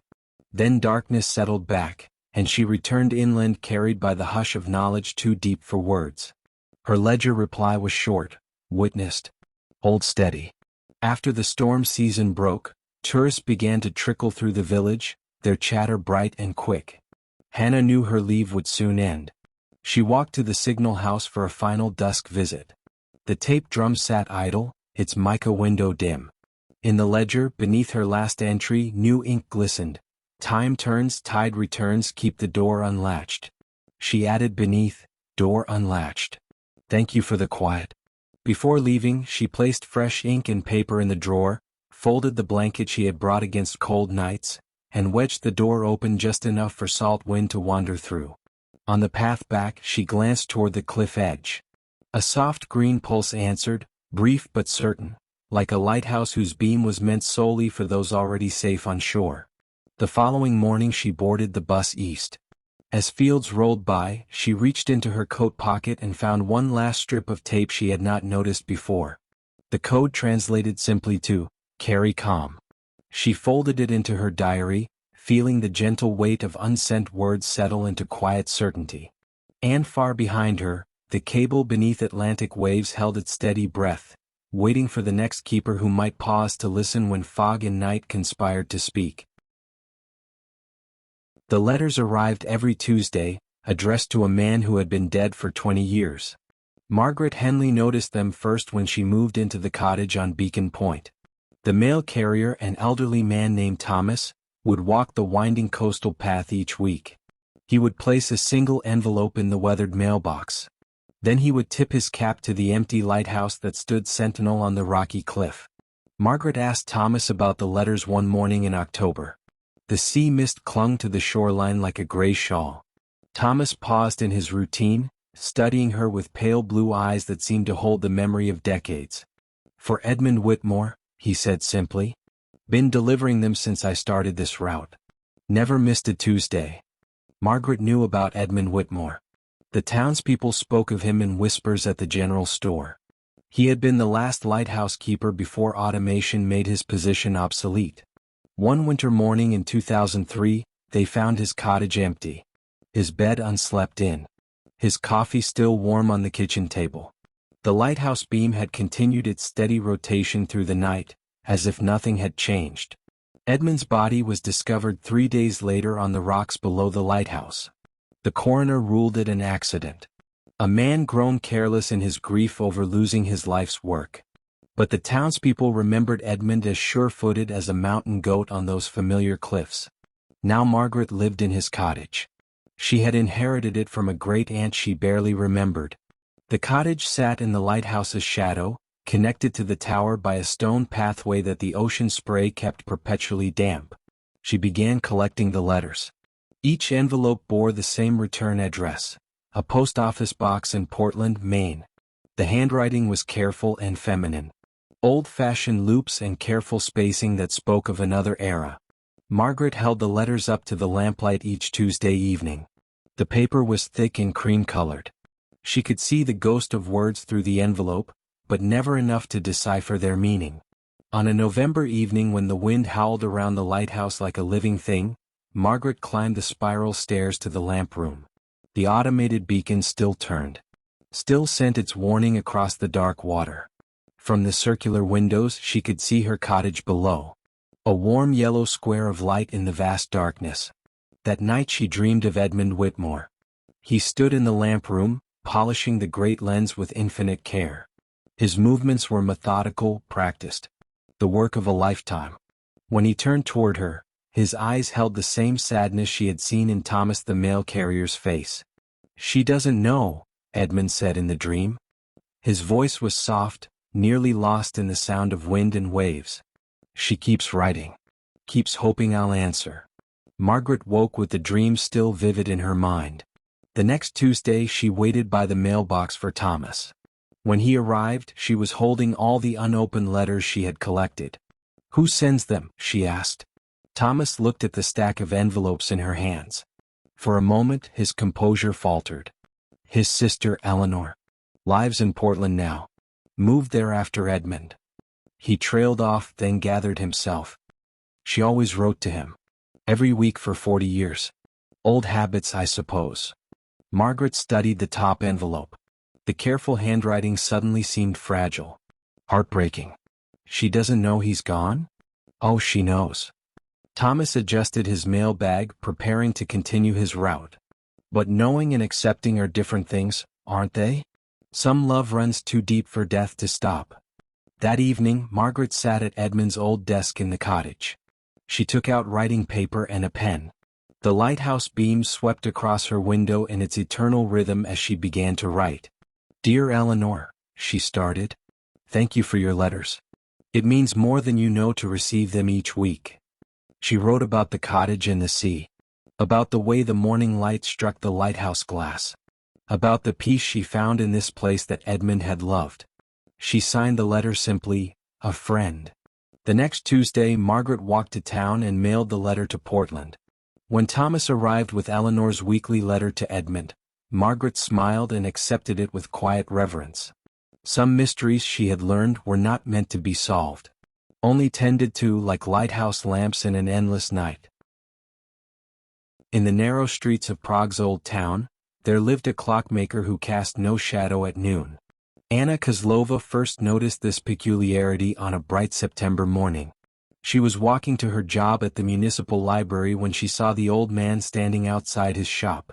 The cobblestones were dappled with shadows from the medieval buildings that leaned toward each other like old friends sharing secrets. But where the clockmaker stood, there was only empty sunlight. The shop itself was unremarkable. Tucked between a bakery and a bookbinder, its narrow window displayed pocket watches and mantel clocks that seemed frozen in different moments. Some showed morning hours, others evening. A few had stopped entirely, their hands resting at angles that suggested they had simply grown tired. Anna had lived in Prague all her life, but she had never noticed the clockmaker before. This seemed impossible. His shop sat on a street she walked every day. The sign above the door, painted in faded gold letters, read Hodini Kesu, Clocks of Time. The lettering looked decades old. She began observing the clockmaker during her lunch breaks. His name, according to the brass nameplate beside his door, was František Novak. He appeared to be in his 70s, with silver hair combed neatly back and hands that moved with the precise delicacy of his trade. He wore the same gray wool vest every day and worked at a bench visible through the shop window. František's customers were few but regular. Anna recognized some of them. The widow from Wenceslas Square who brought him a carriage clock every month. The professor from Charles University who carried pocket watches in various states of repair. They would enter his shop and emerge exactly 1 hour later, regardless of how much work their timepieces required. The mystery of the missing shadow might have remained Anna's private curiosity, except for the morning she saw František's reflection in the bakery window. Or rather, she saw what should have been his reflection. The glass showed only the interior of his shop, as if he were made of air. That evening, Anna stayed late at the library. She researched František Novak in the city records. According to the documents, a clockmaker by that name had operated a shop at that address since 1892. The photograph in the oldest file showed a man who looked exactly like the František she saw every day. Not older. Not younger. Identical. The next morning, Anna gathered her courage and entered the clockmaker's shop. A small bell chimed as she pushed open the door, and she found herself surrounded by the gentle ticking of dozens of timepieces. The sound was oddly comforting, like a mechanical lullaby. František looked up from his workbench. His eyes were the pale blue of winter sky, and when he smiled, his face creased in patterns that spoke of countless years of concentration. "How may I help you, miss?" His voice carried a slight accent that Anna couldn't place. Check, but from another era. Anna had prepared several excuses for her visit, but standing in the warm light of his shop, she found herself speaking honestly. "I've been watching you work," she said. "You're very skilled." František nodded, returning his attention to the pocket watch in his hands. Its internal mechanisms gleamed like tiny golden flowers. "Time is a delicate thing," he said. "It requires careful tending." Anna wandered the shop, examining the clocks on every surface. Some were clearly antiques, others appeared newly made but in vintage styles. All of them kept different time. "Don't you find it confusing?" she asked. "All these different hours?" František set down his tools and looked at her with those pale eyes. "Time isn't singular, miss. It flows like water, pooling in different places. Some moments last forever. Others pass before we notice them." He stood and moved to a grandfather clock that stood in the corner. Its pendulum swung in a rhythm that seemed to match Anna's heartbeat. "This one," he said, touching the clock's wooden case with reverence, "keeps the time of a woman's first love. Every second stretches like honey." He moved to another clock, this one small and delicate on a shelf. "This counts the minutes of a child's last day with her grandmother. Each tick is precious beyond measure." Anna felt something shift in the shop around them. The ticking seemed to grow more complex, layered, like dozens of hearts beating at once. "And what time do you keep, Mr. Novak?" František returned to his workbench. In the afternoon light streaming through the window, Anna could see through him just slightly, like looking through morning mist. "I keep the time between moments," he said. "The pause between 1 second and the next. It's a very specific time. Very necessary. And very lonely." Anna left the shop with more questions than answers. But she returned the next day and the day after. František never seemed surprised to see her. He would smile his gentle smile and continue his work while she browsed among the clocks. Over the weeks, Anna began to understand that František existed in the spaces between things. Between shadow and light. Between past and present. Between the tick and the tock of every clock that measured mortal time. She never asked him directly about his nature. Some mysteries she realized were gifts. They were meant to be experienced rather than explained. Instead, she brought him tea in the afternoons. She listened to his stories about the clocks he tended. And sometimes, when the light was just right and the city was quiet, she thought she could see her own shadow stretched toward him across the shop floor, offering the comfort of ordinary time to someone who existed in the eternal pause between moments. Every postcard in Millfield's general store showed a town that didn't quite exist. Sarah Chin discovered this during her first week as the town's new librarian. She had stopped at Henderson's general store to buy stamps and noticed the rotating rack of postcards near the register. The images were beautiful. Main Street bathed in golden autumn light, the old covered bridge reflected in still water, children playing in Memorial Park under trees heavy with snow. But something was wrong with each picture. The church steeple was too tall. The bridge had an extra arch. The park contained a gazebo that Sarah had never seen in her daily walks through town. "These are lovely," she told Mrs. Henderson, holding up a card showing the library where she now worked. In the image, the building had ivy climbing its walls and a garden full of flowers that didn't exist in reality. "Oh yes," Mrs. Henderson said, adjusting her reading glasses. "Mr. Garrett paints them himself. Been doing it for 30 years. Comes in every few months with a new batch." Sarah examined the postcard more closely. The signature in the corner read E. Garrett, in small, precise letters. The painting style was realistic but soft, as if viewed through a gentle filter of memory or dream. "Where does he live?" Sarah asked. Mrs. Henderson paused, her hand hovering over the cash register keys. "Well, now that's a good question. Somewhere out past Miller's Creek, I believe. He's not much for socializing." That evening, Sarah walked through town with several postcards in her pocket. She compared each painted scene with reality. The differences were subtle but consistent. Garrett's version of Millfield was prettier, more welcoming. Trees were fuller, buildings better maintained, the sky always touched with the warm light of either sunrise or sunset. Most strangely, the painted streets were populated with people Sarah didn't recognize. A woman in a blue dress walking past the hardware store. Children on bicycles that looked like they belonged to an earlier decade. An elderly man feeding pigeons that gathered around the town fountain. Sarah had lived in small towns before. She knew that in places like Millfield, everyone knew everyone else. But the people in Garrett's postcards were strangers to her. She began asking longtime residents about the postcard painter. The responses were always vague, tinged with the kind of uncertainty that suggested the speakers weren't entirely sure of their own memories. "Oh, Ethan Garrett," said Tom Bradley, who ran the hardware store. "Known him since I was young. Quiet fellow. Keeps to himself mostly." "How long has he been painting postcards?" Tom scratched his chin, considering. "Seems like always. Though now that I think about it, I can't recall when he started exactly." Sarah's curiosity grew. She drove out past Miller's Creek one Saturday morning, following the winding country road that led away from town. The landscape was typical of rural New England, stone walls marking old property lines, maples beginning their autumn transformation, farmhouses set back from the road like quiet secrets. She found no mailbox marked Garrett. No obvious artist studio. Just miles of peaceful countryside that eventually looped back toward Millfield. The mystery deepened when Sarah discovered a box of old postcards in the library's storage room. These were vintage cards from the 1940s and 50s, yellowed with age and postmarked from distant cities. But mixed among them were several cards showing Millfield as painted by E. Garrett.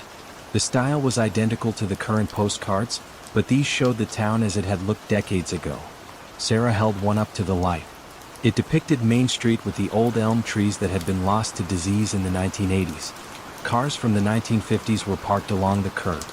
A woman in a vintage dress and hat was entering what used to be Woolworth's Five and Dime. But even in these older postcards, there were the same subtle improvements. Buildings appeared freshly painted, gardens bloomed more luxuriously than nature typically allowed, and the people in the scenes possessed a timeless quality that made them seem both specific and universal. Sarah began to form a theory. Perhaps Garrett wasn't just painting Millfield as it was, but as it could be, as it should be.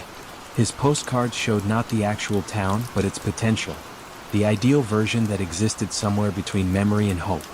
She started visiting the general store regularly, hoping to encounter the mysterious painter. Mrs. Henderson mentioned that he usually came in on Tuesday afternoons, but Sarah's Tuesday visits never coincided with his appearances. One October evening, as Sarah was closing the library, she noticed a figure standing across the street. An elderly man with gray hair and a worn canvas jacket was studying the building intently. In his hand, he held what appeared to be a sketchbook. Sarah stepped outside, but when she looked again, the man was gone. In his place was only the lamppost casting its circle of yellow light on the empty sidewalk. The next week, a new batch of postcards appeared at Henderson's store. Among them was one showing the library on a crisp autumn evening. In the painted scene, warm light spilled from every window, and a figure could be seen in the doorway, a woman with dark hair wearing a red scarf. Sarah recognized herself, but improved somehow. In Garrett's version, she looked more confident, more at home. The library behind her seemed more welcoming, more alive than the sometimes lonely building where she actually worked. She bought the postcard and kept it on her desk. Sometimes, on quiet afternoons when the autumn light slanted through the library windows just right, she would look at the painted version of herself and wonder if Garrett painted not just places but possibilities. Perhaps somewhere in the space between what was and what could be, there existed a town exactly like the one in his postcards. A place where every day held the gentle promise of a perfect afternoon, and every person was the best version of themselves they could imagine being. Fog drifted from the river like pale silk, pouring between hedgerows and creeping up the wide stone steps, as though intent on entering with the arriving dusk. The ancient manor, tucked into the Welsh borderlands, had always seemed to breathe in rhythm with the weather, exhaling faint drafts through keyholes and floorboards. Tonight, its windows glowed a muted amber, and the faint silhouette of a woman could be glimpsed in the upper corridor, pausing, listening, then moving on. No carriage wheels rattled along the lane, no birds called from the bare oaks. All was folded into a gentle quiet, poised delicately on the edge of sleep. Madame Rowena Price, recent inheritor of the estate, had returned after years abroad. Her companions whispered that she walked as though memories brushed her sleeves, pausing to touch banisters or fading tapestries the way some stroked the rim of a half-remembered tune. She gave few instructions to the small staff, only that fires be kept low and lanterns shaded. Even the clock in the music room had been wound down to silence. At nightfall, she asked the housemaid, Ellen, to leave the gallery doors ajar so that any sound drifting from the old wing might find its way out, like a caged bird seeking the night. Ellen herself had grown within earshot of local legends. As a child, she was told that GWRDD Hall had once been a refuge for Jacobite sympathizers, that its library concealed a hidden stair to the river. Yet those tales felt distant compared to the softer things she sensed now. A faint smell of violets where none were kept, a low creak in the study at the same hour each evening. Rowena seemed to court such murmurs, wandering the halls long after candles should be doused, pausing at locked doors as though deciding whether to knock. On this particular night, snow began to fall, small, soundless crystals that thickened the air. Ellen stood at the kitchen window, palm warming the glass, and watched the yard fade to pearl. She wondered whether the snow would muffle the night's expected footfalls or make them sharper. Upstairs, Rowena's slippered steps crossed and recrossed the long gallery, tracing its length with unhurried grace. From below, the pattern felt almost like a lullaby, 12 measured strides, a pause, the subtle turn, 12 strides back again. Every so often, the hush deepened as if the house exhaled relief. At the stroke of 10 by Ellen's wristwatch, since the music room clock lay dormant, a barely audible thud came from the north wing. Rowena's pacing stopped. Ellen raised her head, heart slowing rather than quickening, as though the sound confirmed an expectation. She climbed the servants' stair, each tread cushioned by carpet-worn velvet thin. At the top, she found Rowena framed by the landing window, gaze fixed on the corridor leading to the locked nursery. Snow light silvered her profile, lending her an almost translucent sorrow. "They have arrived," Rowena murmured, not turning. Ellen did not ask who. The words felt like a bell note fading over water, a signal understood without explanation. Together they moved toward the nursery door, its brass handle dulled with age. No key had been found since Rowena's return. Still, the lock slid free at her touch, as though consenting to her presence. Inside, the air held the hush of rooms left intact for decades. A small oak cradle beneath embroidered drapes, a rocking horse frozen mid-prance, a patchwork quilt folded with careful finality. What drew their attention lay upon the windowsill, an envelope the color of old parchment, unmarked and thin. Rowena lifted it carefully, holding it to the lamp. The seal, once crimson, had faded to rusty rose and bore a sigil, a simple sprig of lily of the valley. She did not break it. Instead, she pressed the fragile paper to her heart and closed her eyes. Outside, snowflakes thickened, tapping the glass in patterns that, if one listened long enough, resembled hushed speech. Ellen felt no impulse to intrude. She studied instead the faint impression of footsteps in the room's thin dust, leading from window to cradle, cradle to doorway. They were not hers nor Rowena's, and their light scuffs suggested slippers rather than boots. The prince paused by the cradle where a small silver rattle had been set upright, faintly tarnished, but gently ringing now under no visible hand. A single note shimmered through the chilly air, then softened into silence again. Rowena addressed the empty cradle with the tender gratitude of a host greeting a late-arriving guest. "You kept your promise," she whispered, words meant for ears unseen.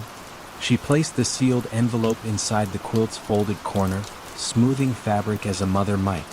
The room's temperature seemed to rise by a breath, enough to dispel one's urge to shiver. Even the long idle rocking horse gave a subtle sway, as though nudged by a departing child. They left the nursery door partially open upon exiting. Neither woman felt compelled to speak. Down the corridor, the grandfather clock resumed ticking though no hand had wound it, the pendulum swinging with a calm, measured grace. In that quiet rhythm, Alan sensed the house settling into contented rest, its long-kept secret finally acknowledged rather than solved. Later, Alan lay in her attic chamber beneath the eaves, listening to the snow hush the world outside. She considered the footprints, the letter, the cradle's faint rattle, and realized the mystery comforted rather than troubled her. GWRD Hall seemed less haunted than fulfilled, as though something that had lingered between worlds now found its place in the cadence of night. Rowena, in her own suite, extinguished the last lamp. Before sleep claimed her, she pictured the envelope waiting in the cradle, untouched yet undeniably present, like a final stanza of a lullaby sung across generations. Downstairs, the fire sank to embers, sending a single curl of smoke toward the dark beams overhead. And the valley, wrapped in falling snow, held the manor in its silent embrace, content with secrets that whispered only softly, so softly, in the gentle company of dreams. Along the main coastline the wind already carried a hint of frost, yet the salt air remained mild enough to smooth every sound, rounding corners, gentling edges.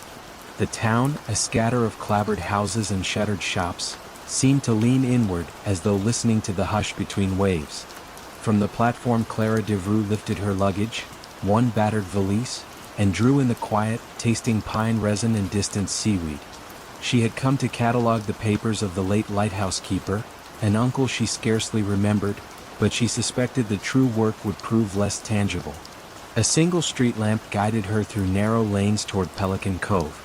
Windows glimmered faintly behind lace curtains, each house breathing its own muted warmth. Yet no door opened, no voice called, and the hush felt deliberate, like a pause in an unfinished conversation. At the water's edge the lighthouse stood apart on its granite ledge, tall, pale, and unlit since the keeper's passing. Waves combed the rocks with patient persistence, revealing smooth channels worn by decades of tides. Clara crossed the small footbridge linking shore to island. Boards creaked softly under her steps, echoing across black water.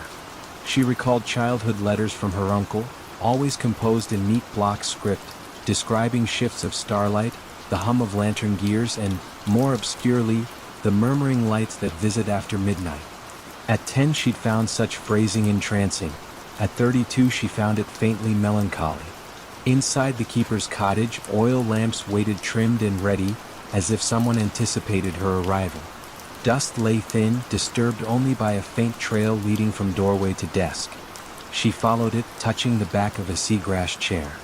A ledger rested open on the blotter, ink still black, the final entry dated 3 nights before her uncle's death. One sentence ran beneath a small, precise sketch of the lighthouse lens.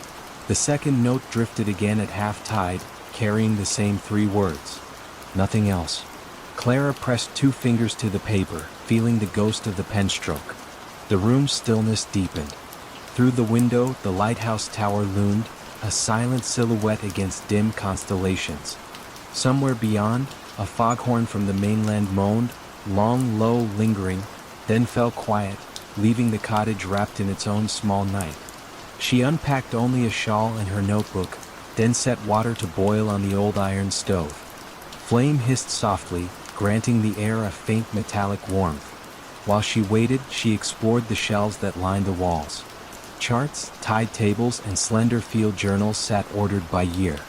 In each, the handwriting matched the concise style she remembered, but the margins told another story, pencil notations that read more like dream fragments than navigation aids, soft footsteps beneath the waves, color that tastes of iron, a voice asks to be answered. Tea steep. Steam curled beside her face, carrying bergamot and an underlying mineral tang from the well. She listened to the lighthouse, an act of memory not of sound, and wondered at her uncle's solitude. Sitting, she leafed through one journal dated February. Midway she found an envelope, edges worn, addressed simply, "To the next watcher." Inside lay a narrow strip of parchment bearing a code of dots and dashes, unmistakably Morse. She traced the sequence with a pencil, translating aloud in a near whisper, "Stand at dawn. Listen for the third." The words sent a calm ripple through her. They did not feel ominous. Instead, they resembled an invitation extended across time. She folded the message and slipped it into her pocket.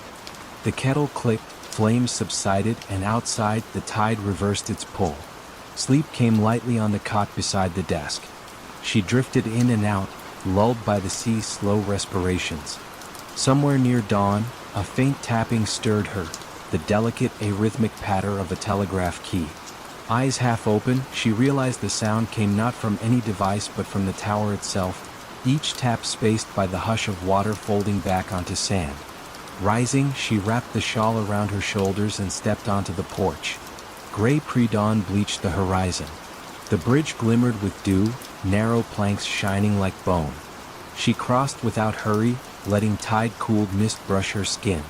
At the tower's base, iron stairs spiraled upward, each rung worn smooth by generations of keepers.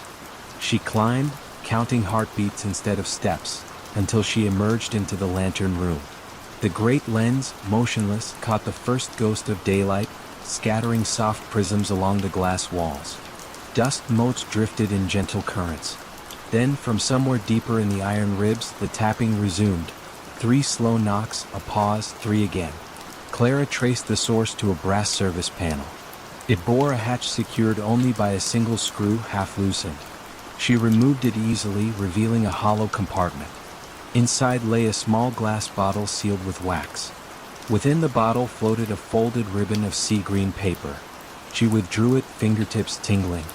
When unrolled, the ribbon revealed 3 words in her uncle's crisp hand: "Return the echo." Clara inhaled the salt air, steady and patient. Below, the tide reached its quietest moment, neither rising nor falling, the world caught in a held breath. She laid the ribbon flat on the narrow sill and waited. Around her, gulls remained silent, ships invisible. Only the hush of light through glass kept company. Then, somewhere just beyond the breakwater, a different tapping echoed back. 3 crisp beats, a pause, 3 more, carried over water like polite conversation. The sound was subtle, almost coy, as though confirming her presence. Without fully understanding why, Clara felt a smile rise. She reached for the telegraph key mounted near the lens, a relic still wired to nothing, pressed it gently, and tapped 3 measured strokes in reply. Silence followed, but it was a living silence, full of promise. The horizon brightened, soft pink staining low clouds. Within the tower, calm settled like a shawl across her shoulders, as though the lighthouse itself sighed in relief. Whatever mystery linked the taps, the bottle, and her uncle's final notes was not demanding solution. It merely asked continuation. She, the next watcher, had answered. The sun edged above the sea, gilding foam and rock.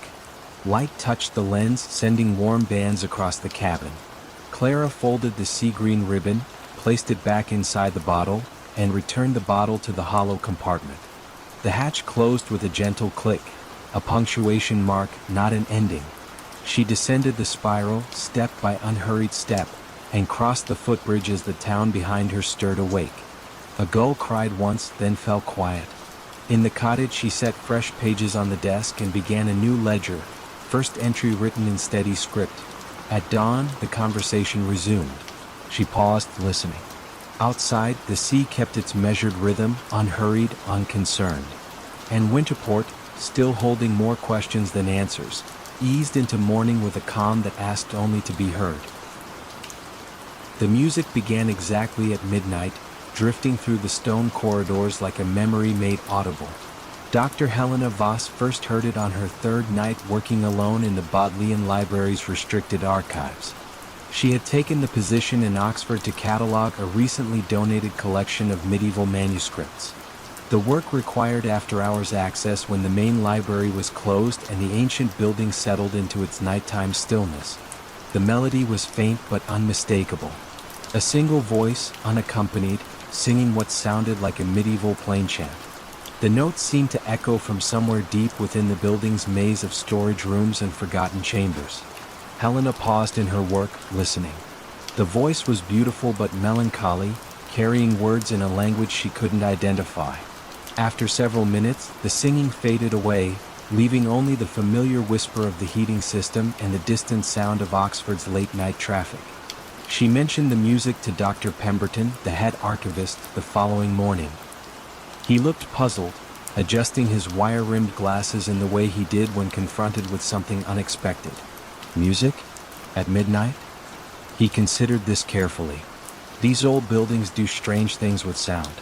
Pipes settling, wind in the ventilation systems. The acoustics can play tricks. But Helena knew the difference between mechanical sounds and human voice. The melody had been too pure, too intentional to be anything but deliberate music. The singing returned the next night. This time, Helena left her workstation to investigate. She followed the sound through corridors lined with centuries-old books, past reading rooms where scholars had pondered manuscripts by candlelight long before electricity illuminated their work. The voice seemed to move through the building like a ghost, always just ahead of her footsteps. When she paused to listen more carefully, it would fade. When she resumed walking, it would return, leading her deeper into sections of the library she hadn't yet explored. Helena found herself in a circular room she had never seen before. Ancient wooden shelves curved along the walls, filled with manuscripts bound in cracked leather and vellum. In the center of the room stood a single desk with a green-shaded lamp that cast a pool of warm light on its surface. The singing stopped abruptly. In the sudden silence, Helena noticed that the manuscripts surrounding her were all musical notation. Medieval chants, Renaissance madrigals, compositions and systems of notation she had only read about in academic papers. On the central desk lay an open manuscript.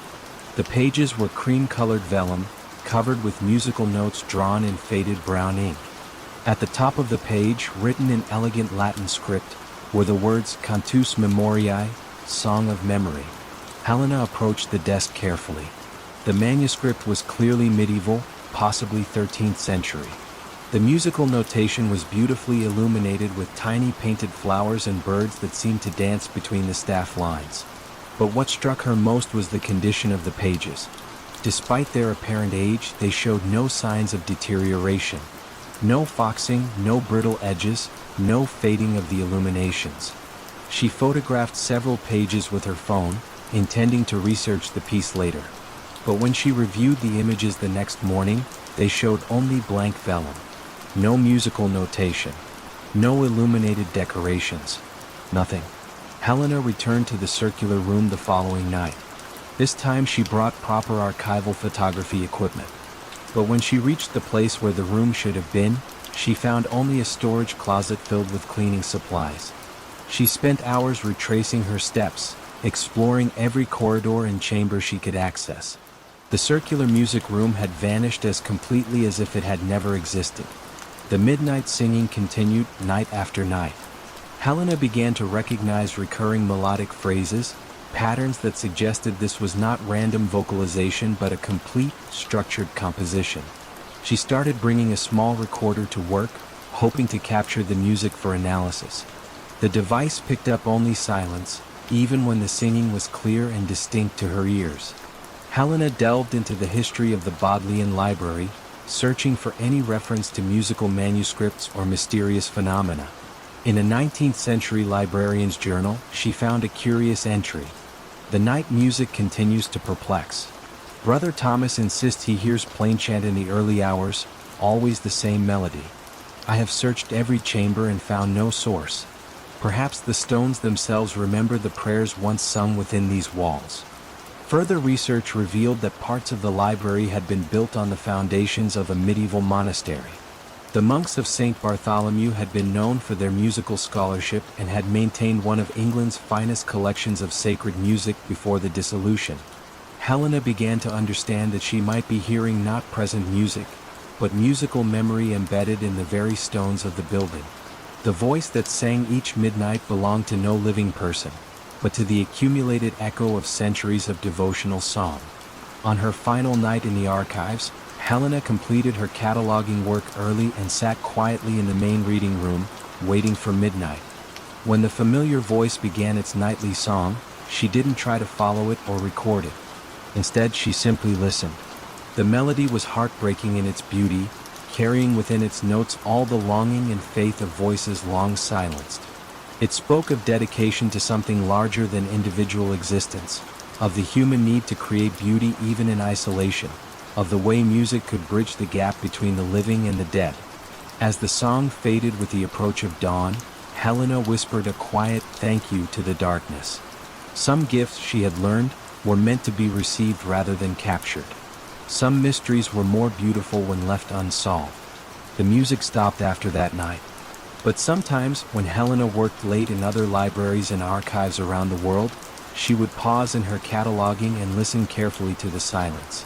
And occasionally, very occasionally, she would catch the faintest echo of that midnight voice, singing its eternal song of memory through the patient stones of ancient buildings. The village of St. Roch lay folded among low Provençal hills, its stone lanes warmed by centuries of sun, yet tonight a muted coolness drifted in from the fields. Shadows lengthened across shuttered cottages, carrying the faint scent of crushed thyme. Above the tiled roofs, the abandoned Monastère de Trois Sources rose like a pale memory, arches silvered by moon-ready light. Although the monks had departed decades ago, travelers still spoke of quiet footprints and candle-glow glimpsed through broken cloisters when evening settled. Émile Durand arrived on foot, coat brushed with road dust, carrying a leather folio and a single fountain pen. The village mayor had written him with polite urgency. Lost hymnals had surfaced in the monastery library, pages fragile as moth wings, and required a careful hand. Émile agreed, drawn by the chance to listen for echoes in forgotten halls. He found lodging above the bakery where warm bread cooled on wide oak boards. Madame Lavelle offered him lavender tea, then pointed toward the hillside path. "Go before full dark," she murmured. "The stones dream more softly then." He started at twilight, feet crunching along a chalky track lit by dusky gold.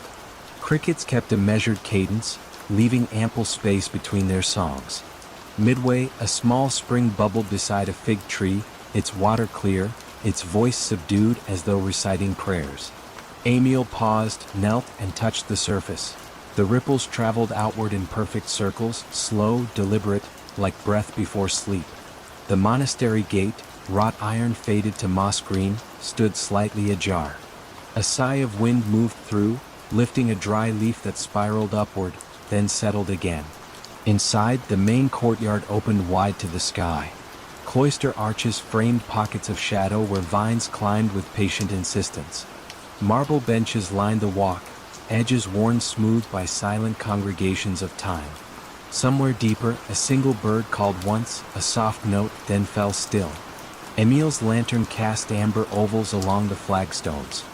He followed the corridor toward the scriptorium, guided by memory of monastic plans he had studied in dusty archives.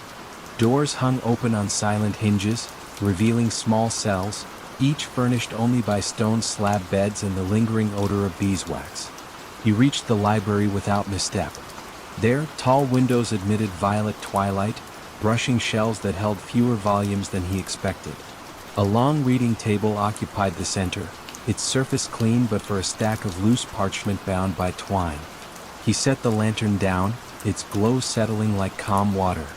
Untying the stack, he discovered not hymnals but delicately inked maps of underground channels, annotated in Latin and Old Provençal. Margins bore faint music notes, neumes drifting between coordinates. Beneath each map lay a sheet of vellum embossed with 3 words, always the same, sub aqua sonnet. Beneath the water, it sounds. Emile traced a fingertip across the phrase, savoring the smoothness. Somewhere nearby, a drop of water fell, quiet and sure, as though agreeing. He looked up. No rain leaked through the tiled roof. Another droplet answered from deeper within the stacks, then another, marking an unhurried tempo. He followed. The droplets led him to a narrow stair descending beneath the library. Cool air met him, scented faintly of river stone. He descended, counting each shallow step, until the passage opened into a circular chamber carved directly into bedrock. The lantern glow revealed a shallow pool at the center, its surface unbroken, reflecting the low arched ceiling. Around the pool, inscriptions spiraled outward, lines of chant etched in patient hands. The first words mirrored those on the vellum, sub aqua sonnet. He knelt at the edge. The water was clear, holding the ceiling's reflection with tranquil loyalty. Then, almost imperceptibly, a murmur rose, soft, resonant, neither word nor melody, more vibration than voice. It reminded Emile of a tuning fork held beside the ear, a hum that asked nothing yet lingered. The sound grew by half a breath, then receded, leaving silence even gentler than before. He did not attempt to scoop the water. Instead, he spoke a single greeting in Latin, a courtesy to whatever memory lingered here. The pool answered with 3 concentric ripples that rolled outward, then vanished. On instinct, Emile opened his folio, drew a fresh sheet, and transcribed the moment. 2117, first resonance beneath the library. Echo resembles low D, sustained. The act felt less like recording data and more like adding a verse to an endless, unseen hymn. Time thinned. Lantern light softened, its flame dipping but steady. Emile listened for further notes, yet the chamber held its peace. He took that stillness as permission to depart, folding the maps and vellum with meticulous care. The stair welcomed him upward, each step returning him to the hushed library, then the cloister, now bathed in muted moonlight. Crickets had slowed their cadence, leaving longer pauses as though hearing what he had heard. Back in the courtyard, Emile lingered by the central fountain long run dry. He imagined water once singing here too, multiplying the hidden chant beneath the library. The quiet held him easily, like deep blankets on a cool night. He whispered thanks, though unsure to whom, and retraced his path to the gate. Descending the hillside, he felt no urge to rush. Around him, olive trees stood silver under the moon, leaves trembling with mild breeze. Each footstep stirred faint dust, rising then settling, a gentle punctuation. By the time he reached the bakery, the village slept. Even the ovens cooled, their heat folded into crusts awaiting dawn. In his small room, Emile set the folded maps on the bedside table. He left the window ajar, allowing the night air, and perhaps a distant, submerged chord, to drift through. Before extinguishing his lamp, he added one final note to his journal. The monastery keeps its choir, though the mouths are water and stone. I was merely audience. Lying back, he felt the hush of St. Roche settle around him, steady, composed. Somewhere beneath the hills, a deep note might have thrummed again, but if so, it joined his dreaming, cradling him toward sleep with the promise that some mysteries prefer to remain half-heard, half-sung, forever carrying their gentle resonance just below the surface of the world. The Garden Keeper's Secret. The roses in Whitmore Estate's abandoned garden bloomed in December, their petals untouched by frost. Emma Patterson discovered this impossibility during her first winter as caretaker of the property. The estate had been empty for 3 years, ever since the last member of the Whitmore family had passed away. Emma's job was simple: maintain the basic structure, ensure the pipes didn't freeze, and prepare the property for eventual sale. The garden lay behind the main house, enclosed by high brick walls that had been built in the Victorian era. Emma had avoided it during her first months on the property. The space felt too intimate, too personal to disturb. But when December brought its first hard freeze, curiosity drew her to the garden's wrought iron gate. Inside, she found a wonderland that defied the season. Roses climbed the brick walls in impossible abundance. Their blooms were perfect, deep red, soft pink, creamy white, as if summer had taken refuge in this single sheltered space. Emma walked the gravel paths in amazement. Not only were the roses blooming, they were meticulously maintained. Someone had been pruning, weeding, and caring for this garden despite the estate's abandonment. She found him on her third visit to the garden. An elderly man knelt beside a rose bed, working compost into the soil with the careful attention of a practiced gardener. He wore a worn tweed jacket and canvas gloves, and his silver hair was neatly combed despite the morning's work. "Good morning," Emma called softly, not wanting to startle him. The man looked up with mild blue eyes and a gentle smile. "Ah, you must be the new caretaker. I'm Arthur Henley. I hope you don't mind my being here." Emma stepped closer, noting the quality of his work. The rose beds were immaculate, the paths swept clean, every plant showing signs of expert care. "I don't mind at all, but I'm curious. How long have you been tending this garden?" Arthur sat back on his heels, considering the question. "Oh, 40 years or so. Started when I was head gardener for old Mr. Whitmore. Seemed a shame to let it all go to ruin after he passed." "The family never mentioned a gardener," Emma said carefully. "Are you sure it's all right for you to be here?" "The Whitmores were always very kind to me," Arthur replied, returning his attention to the soil. "I like to think they wouldn't mind me keeping things tidy." Emma left Arthur to his work, but the encounter puzzled her. If he had been the estate's gardener, surely his continued presence would have been mentioned in the property management documents. She made a note to contact the lawyers handling the estate. The law firm's response was prompt and slightly impatient. There was no record of an Arthur Henley ever being employed at Whitmore Estate. No arrangements had been made for garden maintenance. The family had specifically requested that the grounds be left unattended until the sale was finalized. When Emma returned to the garden the next morning, she found Arthur deadheading roses with a pair of silver secateurs that caught the weak winter sunlight. "Arthur," she said gently, "I need to ask you about your arrangement with the Whitmore family." He paused in his work, studying a particularly fine bloom before carefully cutting it and laying it in a wicker basket beside him. "I started working here in 1962, he said slowly. Young Mr. Edward had just inherited the property from his father. I was 23, fresh out of horticultural college. Edward gave me free rein with this garden. Said it was his mother's favorite place, and he wanted it to stay beautiful in her memory." Arthur's eyes grew distant, focused on something beyond the garden walls. Edward's wife, Patricia, loved the roses too. She would bring her tea out here every afternoon, sit on the bench by the fountain. After she died, Edward stopped visiting the garden. But he asked me to keep it going. For her sake, he said. Emma listened, calculating dates in her head. If Arthur had started working here in 1962 at age 23, he would now be in his 80s. That seemed plausible, though he moved with the vigor of a much younger man. "And after Edward passed away?" she asked.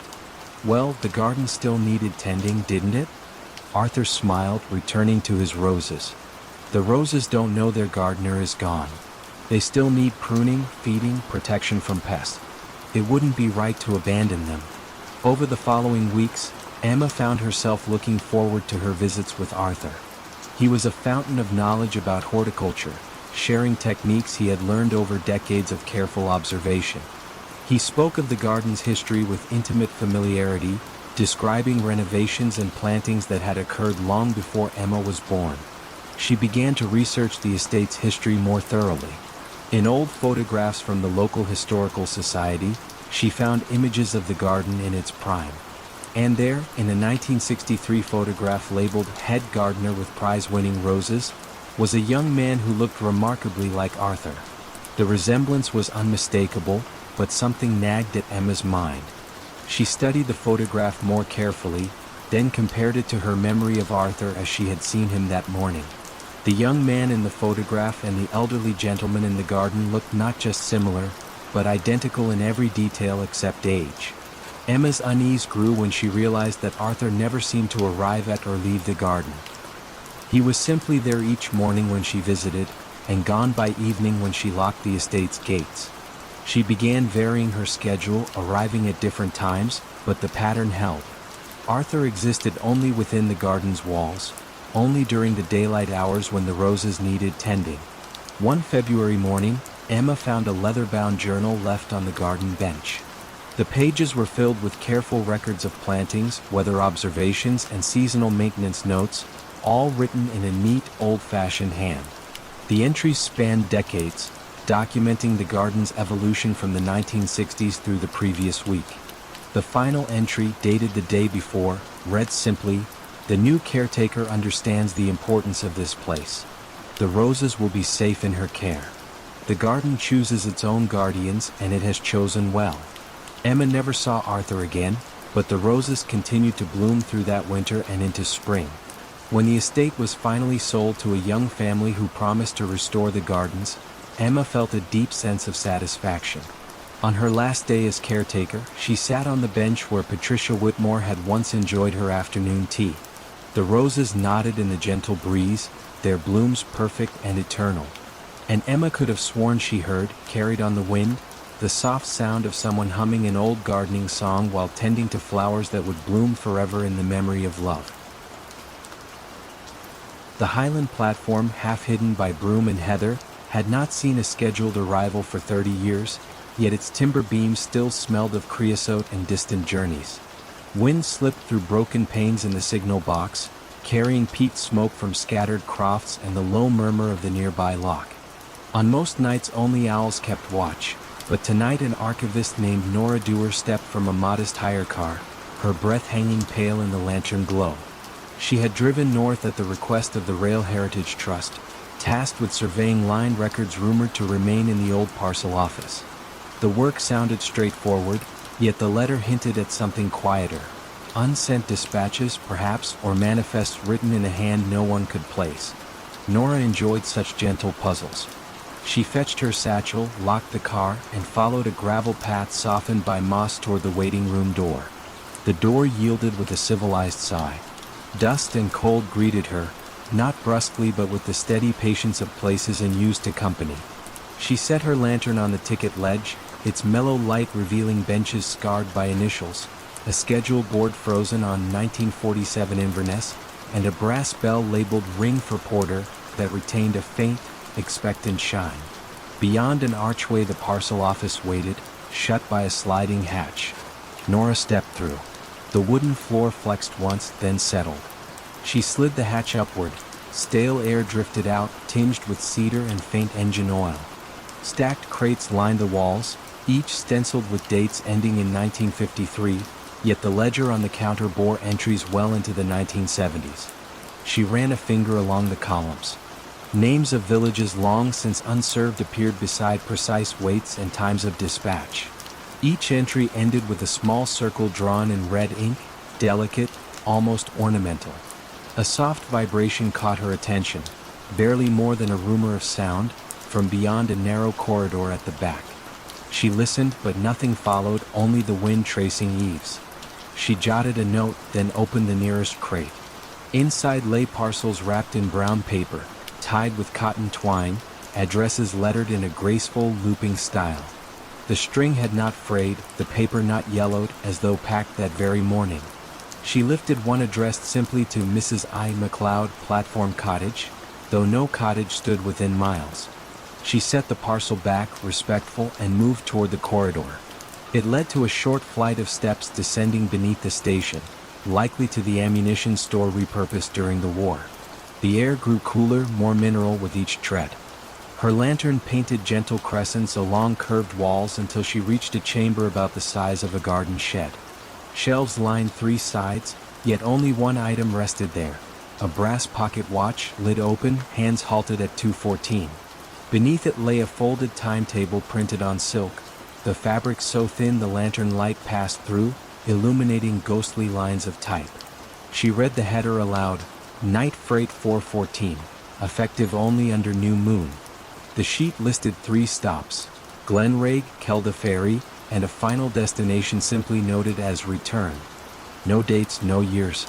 She refolded the timetable with care, slipped it into her satchel, and examined the watch again. The second hand, though motionless, looked poised to start at any moment, like a held breath. From above came the faintest tremor, a muted rustle of gravel as though boots crossed the platform. Nora extinguished her lantern on instinct, letting darkness settle. In that hush, a distant whistle floated through the stone like a memory recalled, thin and perfectly pitched. It did not startle her. Instead, it felt curiously reassuring, the way a lullaby might pass through a door half closed. She waited, counting heartbeats until the sound ebbed, then lit the lantern once more. Returning upstairs, she found the parcel office unchanged. Yet the ledger now lay open to a fresh page.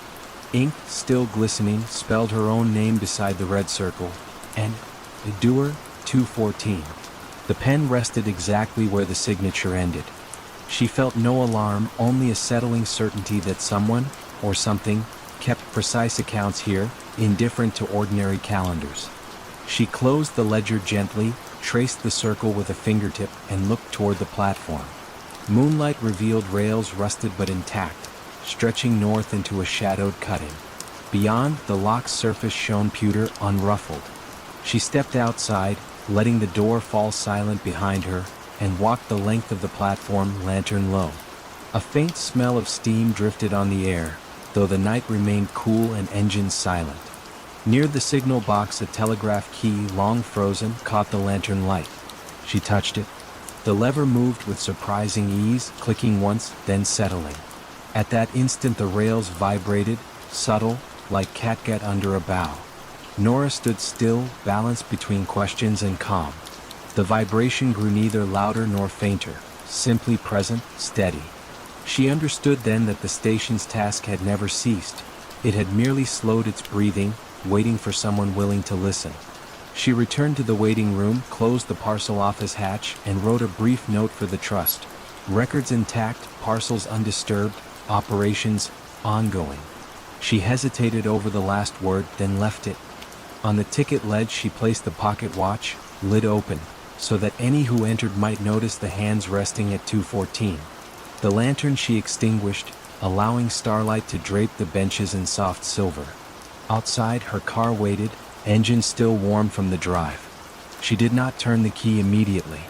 Instead, she sat with windows down, hearing wind, water, and, only once, the faint chords of a diesel horn carried from somewhere beyond the ridge. It lingered, then faded like a story told just past waking. She smiled, started the engine, and eased the car back onto the single-track road, leaving Glenragh to its measured night.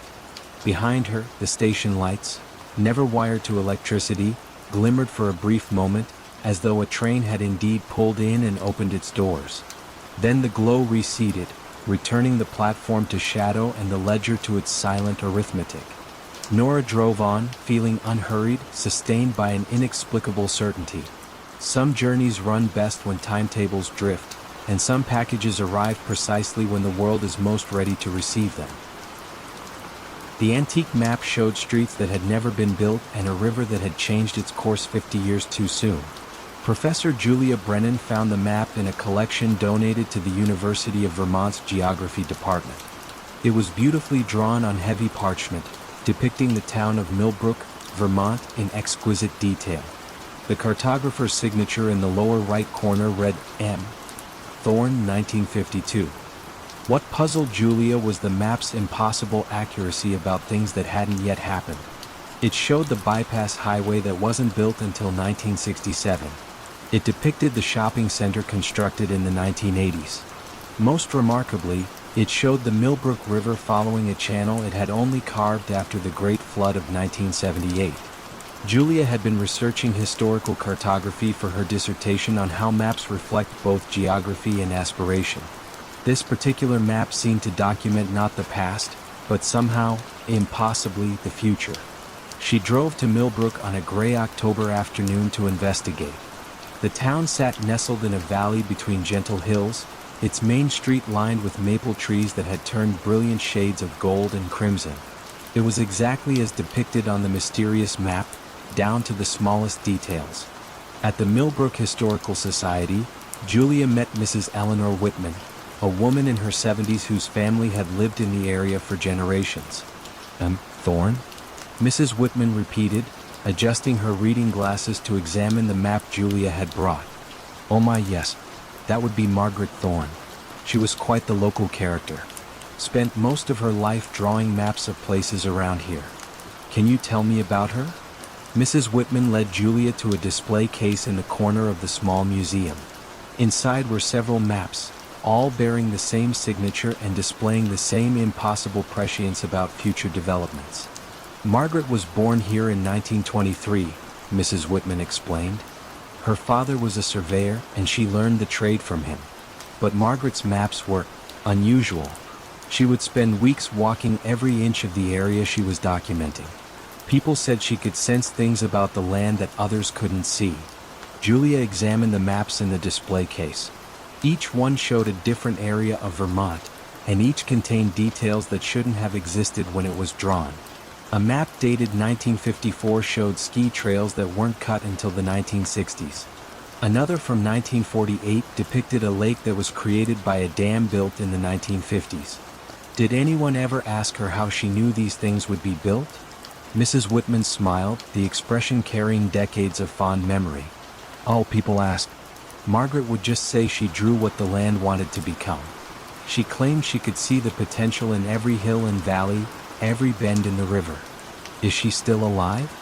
Margaret passed away in 1985, but she left quite a collection of maps. Her daughter Caroline inherited them all. Julia felt a flutter of excitement. Does Caroline still live in the area? She does indeed. Lives in her mother's old house up on Birch Hill Road.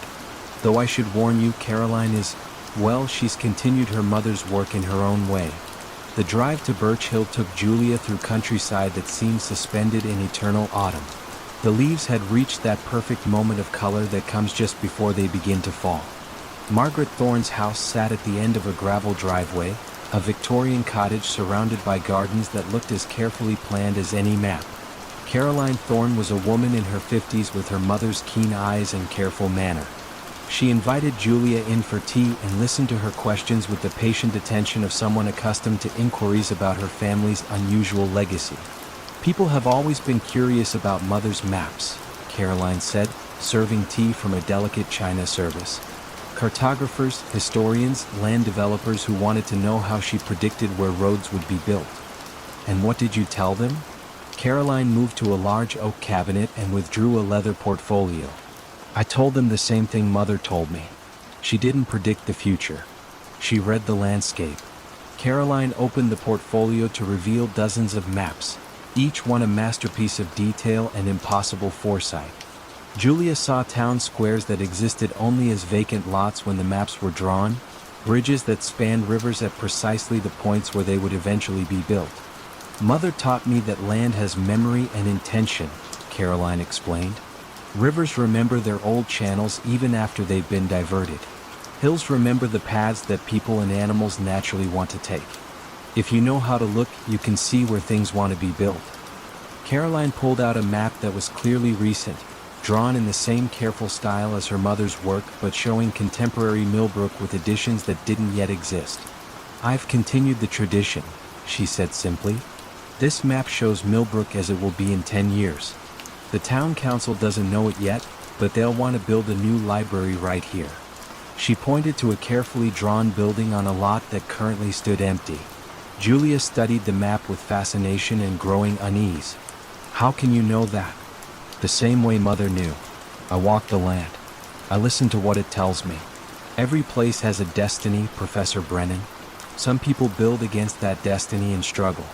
Others learn to work with it and find that their projects succeed beyond their wildest hopes. Caroline returned the maps to their portfolio with careful reverence. Mother always said that the best maps don't just show where things are. They show where things belong. As Julia drove back to Burlington that evening, she found herself looking at the landscape with new eyes. She noticed the way valleys seemed to channel traffic toward natural crossing points. She observed how hilltops invited the placement of houses and how rivers carved paths that seemed to anticipate the bridges that would eventually span them. When she returned to her research, Julia approached her dissertation with a different perspective. She began to write about maps not as static documents of what exists, but as conversations between human intention and the subtle preferences of the land itself. And sometimes, late at night when she was working on her research, Julia would think about Margaret and Caroline Thorne walking the hills and valleys of Vermont, reading the landscape like a book written in a language only they could understand, drawing maps that showed not what was, but what was always meant to be. The museum's night watchman had been making his rounds for 30 years, though he had been dead for 15 of them. Detective Lisa Morgan discovered this impossibility while investigating a series of minor thefts at the Riverside Museum of Natural History. The stolen items were curious in their insignificance: a Victorian microscope missing a lens, a collection of pressed flowers with half the specimens removed, fragments of pottery from an otherwise intact display. The thefts occurred despite the museum's sophisticated security system and the presence of Walter Kowalski, the night watchman who had guarded the building since 1978. Walter was a fixture at the museum, a quiet man in his 70s who took pride in knowing every exhibit, every artifact, every shadow cast by the building's skylights on moonlit nights. Lisa first met Walter during her initial visit to the museum. She found him in the paleontology wing at 3 in the morning, making his methodical rounds with a small flashlight and a clipboard where he noted the time and location of each security check. "Terrible business, these thefts," Walter said, his voice carrying the slight accent of someone who had emigrated from Eastern Europe decades earlier. "In all my years here, we've never had troubles like this." Walter appeared to be exactly what the museum director had described: a dedicated employee who treated the building and its contents as if they were his own family heirlooms. He moved through the galleries with the careful familiarity of long practice, checking locks, adjusting thermostats, ensuring that the precious collections remained safe through the vulnerable hours of darkness. "How long have you been working here, Walter?" Lisa asked as they walked through the mineral exhibition. 31 years come December," he replied, pausing to straighten the information placard that had been knocked slightly askew. "Started just before Christmas 1978. Mr. Patterson hired me himself, God rest his soul." Lisa made a note to verify Walter's employment records, though she had no particular reason to doubt his story. He seemed like exactly the sort of employee museums treasured: reliable, knowledgeable, and possessed of the kind of protective instinct that treated every artifact as irreplaceable. The thefts continued despite increased patrols and additional security cameras. What puzzled Lisa most was the complete absence of the thieves on any surveillance footage.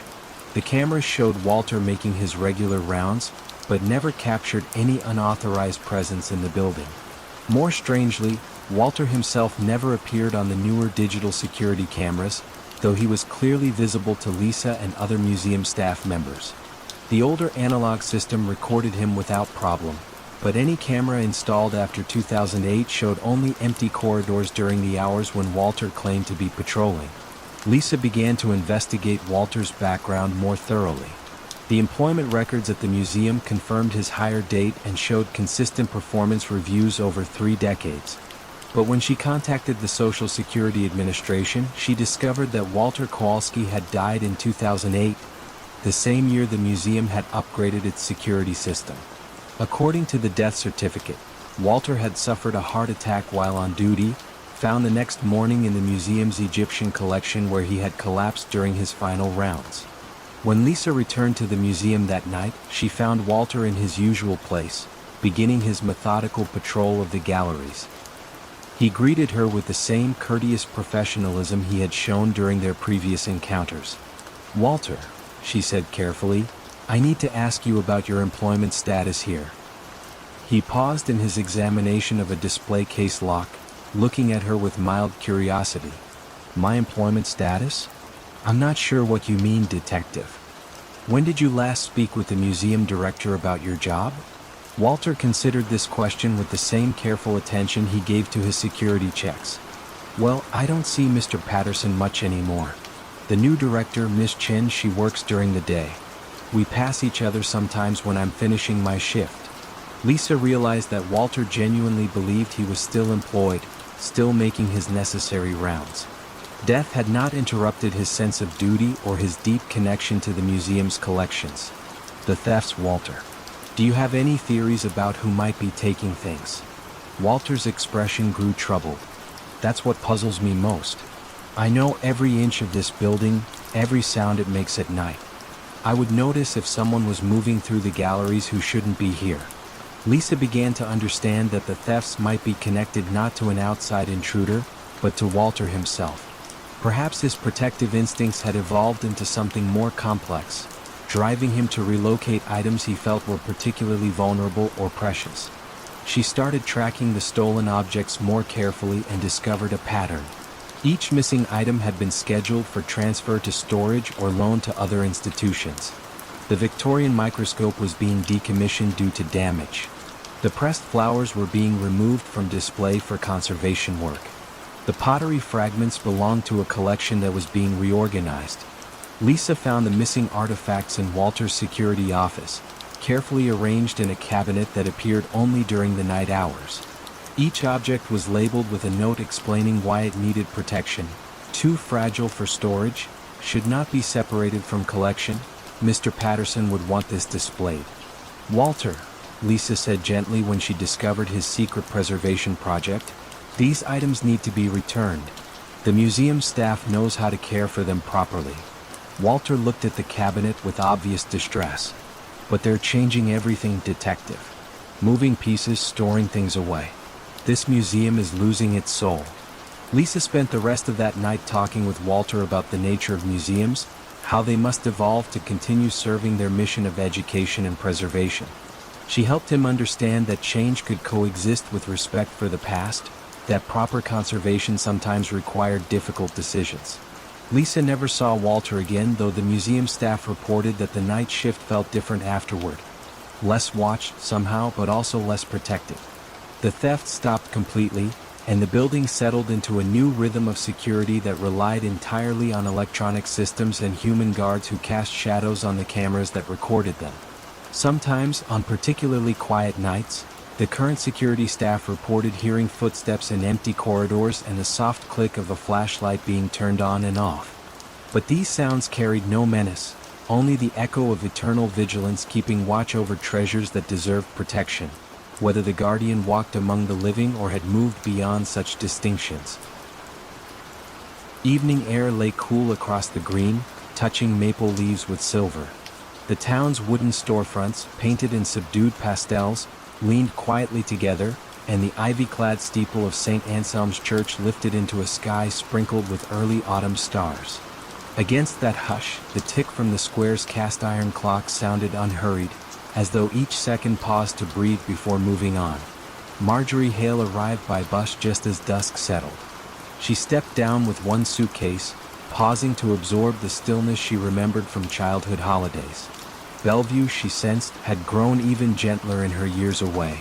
She had come now, at the Historical Society's request, to catalog the workshop of the late clockmaker Silas Brandt, whose little shop overlooked the river and the covered bridge. Rumor held that Brandt's final projects remained intact, though no one had entered since the funeral 2 winters past. Marjorie crossed the green, her shoes brushing early fallen leaves that crackled only faintly. Lanterns and wrought iron holders cast soft pools of light. The river, unseen beyond the birches, murmured a steady bedtime note. Passing the square clock, she noticed the minute hand resting between markings, neither on nor between any precise number. The tick followed a beat later, patient, composed. Brandt's shop stood at the river's edge, a 2-story clapboard building with wide, bright windows now dim. A brass plaque beside the door read simply, "Timepieces." No lock barred her entrance. The key had been left under the mat, exactly where the Society's letter said it would be. She turned it in the old latch. The door opened on a breath of cedar shavings and faint machine oil, an aroma she found comforting rather than sharp. Inside, shelves climbed to the tin ceiling, holding clocks of every era. Walnut regulators, delicate French carriage pieces, schoolhouse octagons, and tiny porcelain mantel designs painted with pastoral scenes. Most waited silent, pendulums tied off for rest. Yet a few soft ticks mingled, never in unison, each following a personal rhythm. Against that background a larger sound drifted, low like the settling of wooden beams, coming from the workroom at the rear. Marjorie set down her suitcase, lit the single oil lamp left on the counter and followed the sound. The hallway felt like an extended exhale, narrow and polished with decades of footsteps. She pushed open the workroom door. The space revealed a long bench crowded by lathes, glass domes, brass gears organized in felt-lined drawers. On the far wall hung a regulator clock unlike any she'd seen. Its dial lacked numbers, showing instead 12 slender hour markers of pale wood, each grain swirling gently in the lamplight. The pendulum, a disc of frosted glass, moved with measured grace. As she watched, the disc paused mid-swing, hovered a heartbeat, then completed the arc. A deliberate linger, not a flaw. Pinned above the bench lay pages of Brandt's precise handwriting. Diagrams of wheels whose teeth varied subtly in length. Tables noting moonrise, river height, and barometric pressure. One notation recurred, "Allow the rest." She traced the phrase, curious. On the bench itself rested a small pocket watch encased in clear quartz rather than metal. Its hands, too, paused between seconds as though reluctant to intrude upon silence. She opened her ledger and began recording. Dimensions, materials, condition. The ticking around her felt almost conversational, taking turns, never competing. When she paused to sip water, she noticed the room's ambient hush had deepened. The regulator's glass pendulum now stood still at center. She held her breath. The next swing resumed only once she exhaled. A coincidence, perhaps, but she tried again. Breath held, pendulum stopped. Breath released, motion returned, slow, elegant, accepting. An old memory stirred. Childhood visits to Brandt's shop, the clockmaker kneeling to her eye level, showing her how to anchor a tiny mainspring. He'd spoken of time as kindly if listened to. She felt now that kindness settling like a shawl across her shoulders. At the back of the workroom a narrower door stood slightly ajar. Beyond it, stairs descended toward the river, Brandt's finishing loft, she recalled. Lamp in hand she eased down. The river's hush grew clearer, the boards beneath her feet cool with evening damp. The loft opened into a half-moon balcony enclosed by windows. In the center stood a single tall clock, unfinished, its case of pale ash gleaming softly. The dial showed no hands at all, only a circular aperture revealing quiet darkness within. A slender envelope leaned against its base, addressed in Brandt's elegant script. For the listener. Marjorie broke the seal. Inside lay one sentence, "Set no hands, the river will mark." Beneath the words, a pencil sketch depicted a line of water flowing through an open circle, ripples aligning with unseen hours. As she lowered the letter, the river outside sent a faint rush, followed by the delicate creak of the balcony's frame. The clock's aperture brightened slightly as though water light reflected through glass. She stepped closer but did not touch. Instead, she listened, past ticking, past wood settling, past her own pulse, until she caught a rhythmic drip, drip, drip. The sound matched no leak. It echoed the regulator's earlier tempo, yet gentler, dissolving between notes. She understood then that the unfinished clock measured passage not by gears, but by the hush between river breaths.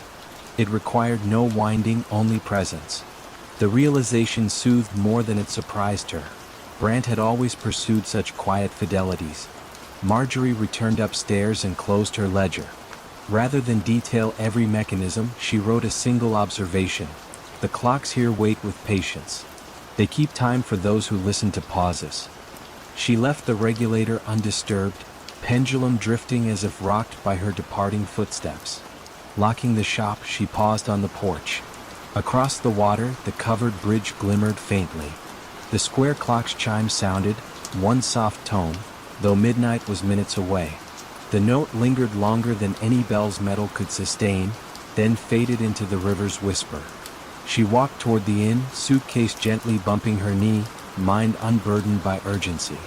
Behind her, the shop's windows glowed for a fleeting instant, catching lamplight from within. Then darkness folded back over wood and glass. Bellevue streets remained empty. Leaves rustled overhead like mild applause. Marjorie felt that somewhere in the crisp air, seconds chose when to reveal themselves, and she was content to follow their lead. Tonight, and perhaps every night thereafter, the clocks would keep their gentle counsel, and the river would mark the hours in its own uncounted way, guiding the town, and anyone willing to pause, toward a sleep untroubled by exactness. Water lapped gently at pilings, brushing stone with a faint rhythmic hush that sounded almost like distant applause. Venice, after the last vaporetto, exhaled into stillness. Shutters closed, footsteps faded, and moonlight spread across tiled roofs in quiet sheets. Down a narrow fondamenta, the little Baroque theater waited, facade softened by moss, its lacquered doors unvisited for 40 years. Aurelia Conti had come at the invitation of the city's cultural archive, asked to assess what survived inside. Ledgers, costumes, forgotten scores. She carried only a canvas satchel and a brass-handled lantern. The key, left for her at the caretaker's cottage, turned with surprising ease as if the lock expected her touch. The doors opened on chilled air scented faintly of velvet and dust. The foyer revealed gilt mirrors gone dim, their surfaces stippled by age like watercolor skies. A faded carpet hushed Aurelia's steps. She paused beside the ticket kiosk where an abacus still rested, beads midway between counts. Through an arch lay the auditorium, rows of red seats folding upward in gentle tiers toward an ornate ceiling painted with night blue constellations. Stars there seemed to echo the real ones beyond the roof, the two firmaments almost in conversation. No draft moved, yet one seat in the center aisle sat lower than the rest, cushion compressed by an unseen weight. Aurelia registered this quietly, neither alarmed nor eager to explain. She set the lantern on the edge of the orchestra pit. Its glow drifted outward like warm breath, illuminating specks of dust that ascended and sank as though dancing to a secret tempo. Past the stage curtain, she found a backstage corridor. Ropes hung slack beside sandbags, their fibers whispering when brushed by her coat sleeve. Dressing rooms opened left and right, lit only by the lantern's wandering circle. In one, a trio of masks lay upon a vanity, expressions serene rather than dramatic. Each retained a faint sheen unclouded by time. Aurelia touched none, but noted a subtle warmth lingering over the porcelain, as if lamps had been extinguished mere minutes earlier. At the corridor's end, she reached the music library. Shelves bowed under leather-bound volumes, spines labeled in gilt, arias, madrigals, intermezzi. On the central table rested a narrow folio tied with ribbon the color of old rose petals. A tag read, Sinfonia per la Nebbia, first draft. She untied the ribbon. The manuscript pages bore delicate notation, yet between staves ran fine penciled phrases, leave room for mist, pause until silence answers. Tempo follows breath, not baton. She felt the urge to hum a single bar but refrained. Even an exhaled note might stir something better left placid. Instead, she unfolded her notebook and copied a few measures. The ink from her pen seemed almost to welcome the company of those older marks, aligning themselves gently on the page. Somewhere above, a faint rustle drifted down, wood rubbing against wood, perhaps a shutter shifting. Aurelia listened. The sound stopped, replaced by a softer murmur, a roll of pages turning in the empty auditorium, deliberate yet unhurried. She pictured the lone seat half-folded, now settling farther, as though its hidden occupant adjusted posture to follow her progress backstage. Returning to the auditorium, she held the lantern waist-high. The seat now stood upright, cushion undisturbed. Nothing else had moved, yet in the orchestra pit a conductor's baton rested across the music stand, parallel to the edge, gleaming faintly. It had not been there earlier. Aurelia approached, her calm intact, and noticed a slip of parchment beneath the baton's tip. 3 words in graceful script, attend the hush. She obeyed without thinking, extinguishing the lantern. Darkness enfolded her, velvet soft. At first she heard only the breathing of the building. Wooden beams settling, water beyond the walls sipping at foundations. Then, from somewhere uncertain, perhaps the balcony, perhaps the imagined rafters above the false stars, issued a single chord, whispered rather than played, like the echo of a distant cello warming its strings. The tone lingered, trembling at the edge of hearing, before fading into a silence deeper than the one preceding it. She waited, heart steady, until a second chord answered, lower, slower, an amiable exchange, unresolved yet tender. The pause that followed stretched long enough to feel like a held breath spanning centuries. In that hollow, a curious peace settled over her shoulders, as though the theater recognized in her a respectful listener. When the third chord came, soft, barely tangible, it drifted outward, dissolved, and did not return. The hush that followed felt complete, needing nothing more. Aurelia relit the lantern. The baton lay precisely where she had found it. The parchment was gone. She completed her survey without haste, recording temperatures, photographing set pieces left inside wings like motionless actors waiting for a cue that would never arrive. The manuscript she returned to its ribbon and shelf. Before leaving, she took one final look at the auditorium. The ceiling's painted constellations seemed brighter now, a gentle glow emanating from their faded pigments, guiding her gaze along imagined currents of night. Outside, the canal touched stone with its patient rhythm. Aurelia locked the doors, pocketed the key, and began along the narrow path toward the caretaker's cottage. Behind her, the theater's facade melted once more into shadow, its secrets folded neatly between silence and remembrance. At the crossing bridge she paused.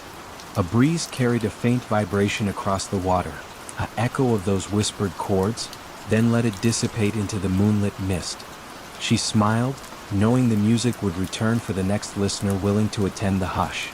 Sleep beckoned gently, promising that whatever mysteries lingered on that small stage would keep their own immaculate time, serenading empty velvet rows with chords delicate enough to drift through dreams without waking them.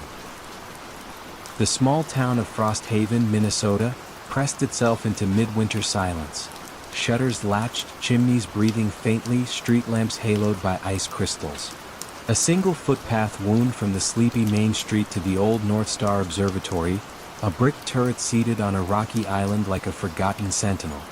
Though its telescope had lain dormant for decades, locals swore a thin beam sometimes glimmered through the dome on moonless nights, as though the sky still waited to be read. Dr. Eleanor Lewis arrived just past dusk, breath curling around the collar of her wool coat. She had come at the invitation of the County Historical League to evaluate the observatory's surviving star charts, rare photographic plates rumored to contain early aurora recordings. Her boots cracked over lake ice that hummed softly beneath each step, a sound low enough to feel rather than hear. Wind hissed through cattails along the shore, then receded, leaving only the muted echo of her own heartbeat. The observatory door, oak warped silver gray, surrendered after a polite shove. Inside, her lantern cast a modest circle of light, revealing wooden floors where frost mapped delicate ferns across planks. The air smelled of cold iron and distant cedar smoke. Against the far wall loomed the great telescope, angled toward a ragged hole in the copper dome. Snowflakes fell through the gap, drifting lazily onto the brass gears like soft confetti at a forgotten celebration. She closed the door, letting stillness settle. On a nearby desk, a ledger lay open beneath a thin crust of snow. The ink had bled slightly, yet one entry remained clear.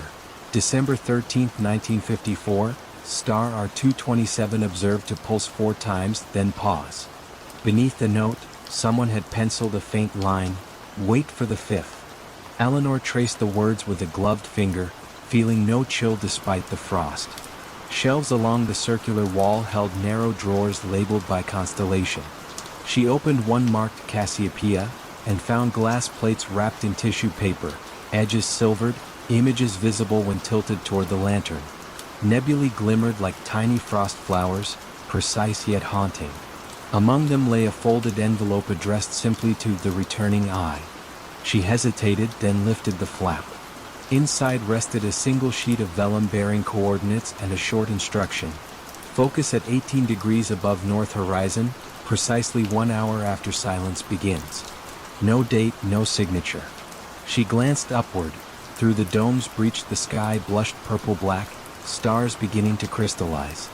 Silence, she realized, had already unfurled itself across the lake. No vehicles, no barking dogs, only the faint pulse of her own breath. Guided by habit more than thought, she loosened the telescope's frozen gears until they turned with surprising grace. Snowflakes fled the lens as though granted leave. She dialed the coordinates, aligning the scope toward an unobtrusive patch of sky. The eyepiece felt cold but welcoming against her brow. At first she saw only ordinary stars, steady and indifferent. Then, at the fringe of her vision, a shimmer trembled, one point brightening, dimming, brightening again. 4 pulses, deliberate, measured. She counted them aloud, voice scarcely above a sigh. A pause followed, long enough for the mind to wonder whether anything more would occur. When the 5th pulse finally came, it lingered slightly as if aware of being watched, before subsiding into ordinary starlight. Eleanor exhaled the breath she hadn't realized she held. The room around her seemed to lean inward, waiting. From the ledger's desk, a soft tap answered, no louder than a snowflake striking wood, yet it carried distinct intention. She crossed the room. The ledger's pages had turned themselves. A fresh sheet lay exposed, blank except for a faint wet circle, as though ink had only just lifted from the nib. A pen rested beside it, point glistening dark even in the dim light. Without resisting, she picked it up. Her hand moved gently, writing a single observation. The 5th returns the gaze. She set the pen down. Almost immediately the lantern flame wavered, not from draft but as though drawing breath. Shadows drifted across instruments, arranging themselves into deeper calm. In that hush, Eleanor felt the observatory slip into a lullaby rhythm, walls expanding and contracting like lungs settled for sleep. She closed the ledger, replaced the glass plates, and sealed the envelope back within the Cassiopeia drawer. The telescope she left trained on the dark horizon, content to keep its silent vigil. Before departing, she paused at the center of the dome, letting stray snow settle on her hair. Somewhere beneath the ice, the lake sighed, a resonant creak that traveled up through stone and floorboards. It sounded uncannily like a distant echo of her own thoughts, returning from below rather than above. Outside, night had deepened to still velvet. The path homeward glittered faintly, moon shards embedded in ice. As she stepped onto the lake once more, Eleanor glanced back. Through the observatory's broken cap, a thin shaft of starlight now glimmered, brighter than any lantern, pointing upward with quiet certainty. She knew the townsfolk might glimpse it and speak again of ghostly astronomers, but she sensed nothing spectral. Only a calm conversation continuing between sky and stone, resumed after a long pause. Halfway to shore she stopped, listening. Wind skimmed across the frozen surface, carrying a distant, measured rhythm. For soft gusts, a pause, a 5th answering sigh. Something in the pattern eased her shoulders, smoothing the tightness of travel from her muscles. She resumed walking, boots whispering against snow, feeling oddly accompanied. Frosthaven's lights blinked welcomingly at the lake's edge. Behind her, the observatory settled back into shadow, the beam dimming until only ordinary starlight remained. Yet Eleanor sensed the 5th pulse would return, again and again, waiting patiently for anyone willing to cross the ice and breathe in time with the hush. By the time she reached the inn, fatigue arrived gentle as flannel. She knew her report to the Historical League would be concise. Plates stable, building sound, further study advised at night, but in her private notebook she jotted another line. Some instruments marked the passage between beats, and some watchers learned to listen there. With that thought, she closed the journal, welcomed sleep, and trusted the stars to keep their silent appointment until dawn. The 11:47 train to nowhere arrived every night at the abandoned Millfield station, though the tracks had been removed 20 years ago. James Crawford first heard it during his 3rd week as night security guard at the old railway depot. The building had been converted into a cultural center, its waiting rooms transformed into gallery spaces, and its ticket office into a coffee shop that served commuters who now traveled by bus and car. The sound began as a distant whistle, lonesome and clear in the midnight air. Then came the rhythmic chatter of wheels on rails, growing steadily louder as the phantom locomotive approached the station. James could hear the hiss of steam brakes, the mechanical sigh of doors opening, the shuffle of passengers boarding and alighting. By the time James reached the platform, the sounds had faded. All that remained was the empty space where tracks had once carried trains to destinations throughout New England. Weeds grew between the old railroad ties that had been left as a historical display, and the platform stretched into darkness under stars that reflected off rails that were no longer there. James mentioned the phantom train to Margaret Ellis, the Cultural Center's director, during his first weekly check-in. "Oh yes," Margaret said, not looking up from the grant application she was reviewing. "That would be the 1147. Quite a few people have mentioned hearing it over the years." "You don't seem surprised." Margaret set down her pen and regarded James with the patient expression of someone who had fielded this question many times before.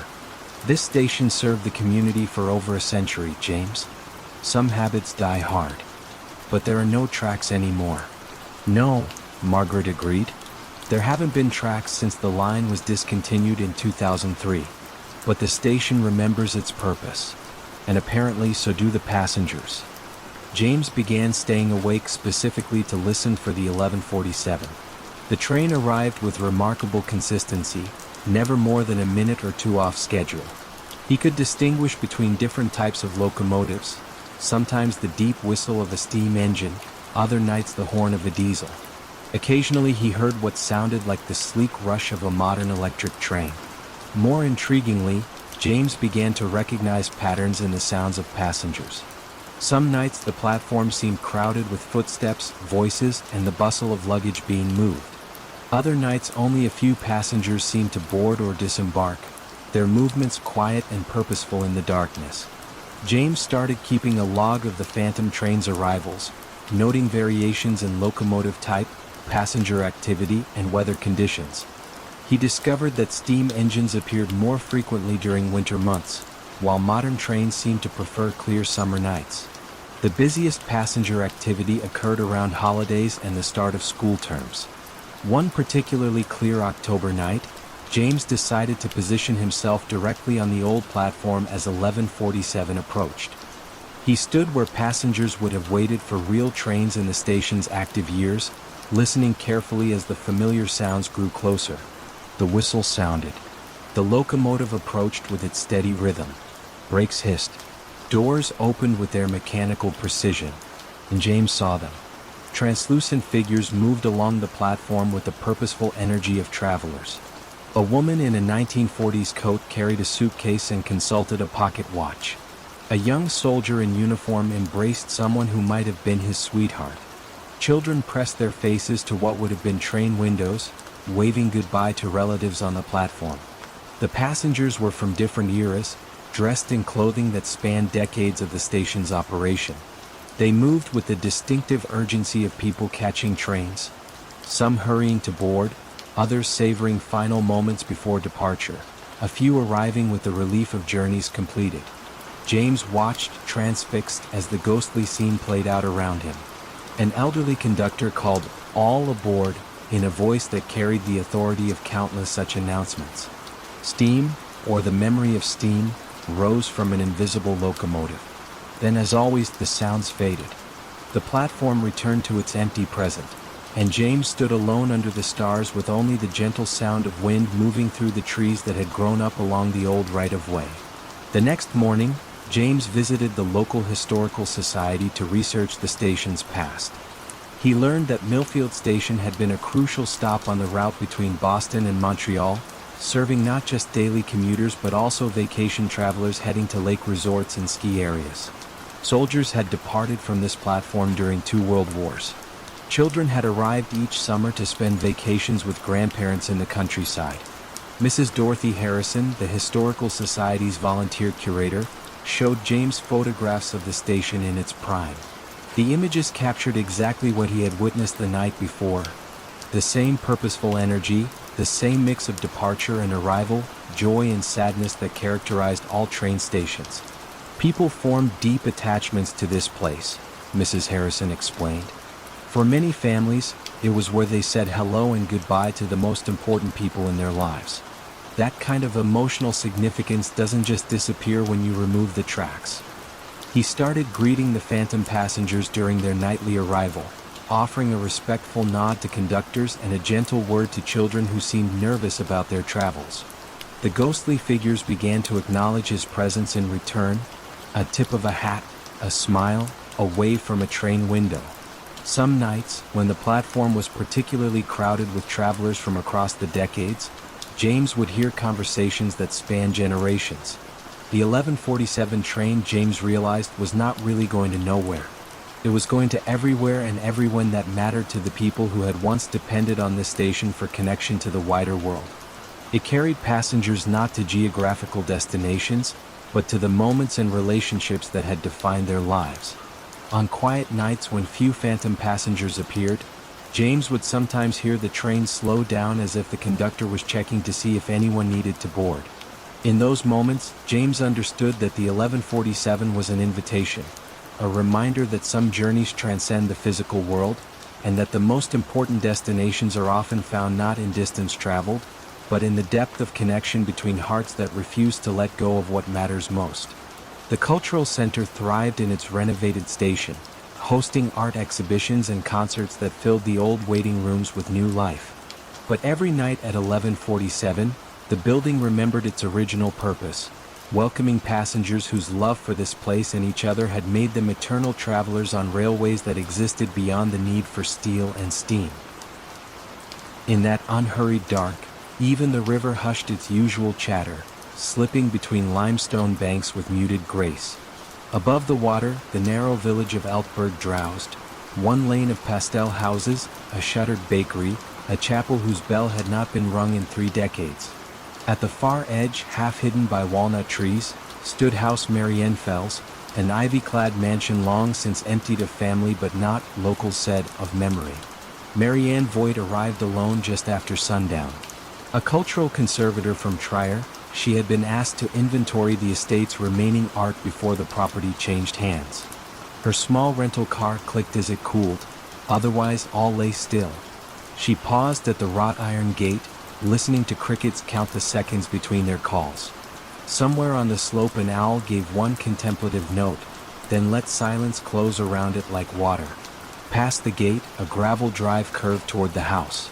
Fallen walnuts cracked softly beneath her shoes, the sound oddly muted beneath the dense canopy.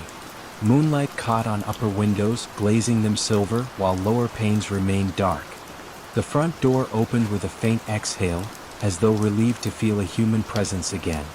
Inside, her torch beam found parquet floors dusted in pale pollen, tapestries bleached to the color of antique lace, and corridor walls lined with portraits whose eyes followed gently rather than sternly. She set her satchel on a console table, took out a slim notebook and noted the air's scent. Cedar, faint beeswax, and something like pressed grapes, sweet, distant. A grandfather clock stood in the foyer, pendulum motionless. Yet the mechanism emitted a subdued ticking, as if the seconds were still being marked somewhere inside, just not displayed. She touched the glass. The pendulum stirred, swung once, then rested again. The ticking remained calm, content. Guided by a rough floor plan, Marianne sought the music room at the rear. Prior appraisals hinted that a forgotten painting, perhaps a minor romantic landscape, might hang there. She crossed a gallery where moonlit motes drifted like slow snow. Her footsteps matched the rhythm of the hidden clock. One, pause, another, pause, an inward breath between each sound. The music room opened onto a terrace facing the river. French doors stood ajar, letting cool air brush velvet drapes. Inside, a silent grand piano glimmered under linen sheets. On the far wall hung an unframed canvas, its colors dim but intact. She approached. The scene depicted a twilight riverbend almost identical to the one outside, though the brushstroke moon rode higher than the moon she had just left behind. In the painted sky, a single bright star pulsed with unblended pigment, as if insisting on attention. Marianne lifted her torch. The paint of that lone star caught the light differently, throwing back a faint shimmer that seemed to move. Not flicker. Move as though adjusting its span.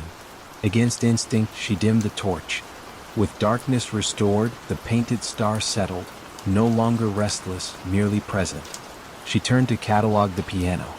When she lifted the sheet, a mild chord whispered from within, produced by no visible hand. The strings, long untuned, resonated just enough to form a suggestion of sound, for notes rising, pausing, then descending. She felt no jolt of fear, only a gentle beckoning, like someone inviting her to recall a melody half forgotten. From the hallway, that subdued ticking grew clearer, though no hour struck. She checked the foyer clock again, pendulum still. Yet the house maintained its pulse, soft, generous. She wrote in her notebook, "Time here seems shelved but not stopped." On the landing above, a corridor ran toward the estate's small observatory tower. Previous caretakers had reported nothing of interest there, but the subtle half-sound from the piano inclined her to explore. She climbed the staircase, each step flexing under old timber's sigh. At the top, a stained glass window cast dappled moon shapes onto the floor. They shifted slowly, not like ordinary light, but more as if the window itself breathed through color. The observatory door yielded to a gentle push. Inside, dust lay untouched on a brass telescope capped and lowered. Yet a single chair faced away from the instrument, positioned instead toward a narrow internal window that overlooked the music room below. Marianne crossed to it, feeling the ticking deepen into her bones. Through the window she saw the painting again, and now the painted star glowed a shade warmer than before, pale gold rather than frosty white. Beside the chair, a small writing desk held an open diary. The most recent entry, dated 40 years earlier, read in looping ink. "Star added to the river scene tonight. Will a line paint to sound, waiting for the house to accept the tempo. No signature." A blot of ink followed, like a final breath caught on paper. Marianne sat, letting her pulse slow to match the house's. Below, the moonlit terrace remained empty, the river glimmered like liquid pewter. From the unseen piano rose the same 4 notes, slightly surer now, their decay lingering a heartbeat longer. The painted star brightened in sympathy, then dimmed as though pleased at being heard. She understood then that House Marianne Fells was still composing something unfinished. A harmony between clock, canvas, and chord, each element waiting decades for a listener willing to measure the pauses. She had no role but to notice. Gently, she closed the diary, left everything untouched, and descended the stairs. In the foyer she set her notebook beside the grandfather clock and wrote only one line, "Artwork and instruments stable. House continues its slow duet with silence." She replaced the slip and felt the ticking fade, satisfied with acknowledgement. Outside, vineyard rows stretched in moonlit terraces, leaves stirring with barely a sound. As Marianne latched the gate, the unseen clock gave a single perfectly clear tick that reached her across the drive. Nothing else followed. The owl hooted once, echoing that lone beat, then settled into quiet. She walked toward the inn at the village edge, gravel crunching softly, heart paced to the river's measured flow. Behind her, House Marianne Fells receded into walnut shadows, still painting its night, still teaching its forgotten piano to breathe between notes, still keeping time without hands, content that someone had paused long enough to feel its gentle pulse. Water still clung to stones in small, deliberate beads, but the clouds had emptied themselves, leaving the night clear enough for the moon to slip between fractured ribs of sky. On a low rise above the Atlantic inlet, the former Abbey of Kilfoyle stood in half-shadow, its slate roofs long collapsed, its nave open to weather and wandering cows. Yet one building remained intact. The scriptorium, sealed decades ago when the last monk departed, its oak door barred against storms and curiosity alike. Eamon Daly, temporary archivist for the County Heritage Office, arrived alone at that quiet threshold. The key, posted to him with no covering letter, turned soundlessly as if the lock pivoted on memory rather than metal. He stepped inside, lantern held low. The room breathed a mild, papery scent, vellum, linseed oil, a faint drift of lavender left to discourage bookworms. Shelves lined the walls from flagstones to rafters, laden with volumes whose spines carried neither titles nor dates, only small carved motifs of reeds and spirals. Outside, the tide murmured against the inlet wall, each wave coasting inland, sighing, retreating. Within, a hush took firmer root. Dust motes hung in the lantern's beam, drifting with such slow grace they seemed fixed, tiny constellations stranded between seconds. Eamon paused, coat still damp at the shoulders, and listened for any structural groan, any night creature. Nothing moved but the lantern flame, gently rocking to its own rhythmic breath. His task was simple: Create a preliminary inventory, note what might warrant conservation. He began at the nearest shelf, easing a thin codex into the lantern pool. No title, only a single line of neat Gaelic script across the flyleaf.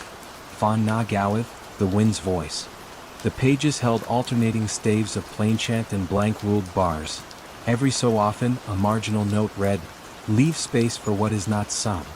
The instruction felt less cryptic than polite. He closed the codex, set it aside, and drew the next. Hours passed without clock or chime, yet he worked unhurriedly, guided by the steadiness of his own pulse and the tide's patient conversation outside. Occasionally a droplet from the leaky roof landed in the far corner, giving a soft tap like a restrained bell. Each impact sounded evenly spaced, though no one could predict the drips. They adhered to a cadence known only to the rafters. Mid-shelf he came upon a volume heavier than its neighbors. Lifting it revealed a recess beneath, a shallow cavity gouged into the stone. Inside lay a rolled parchment tied with twine, surprisingly free of dust.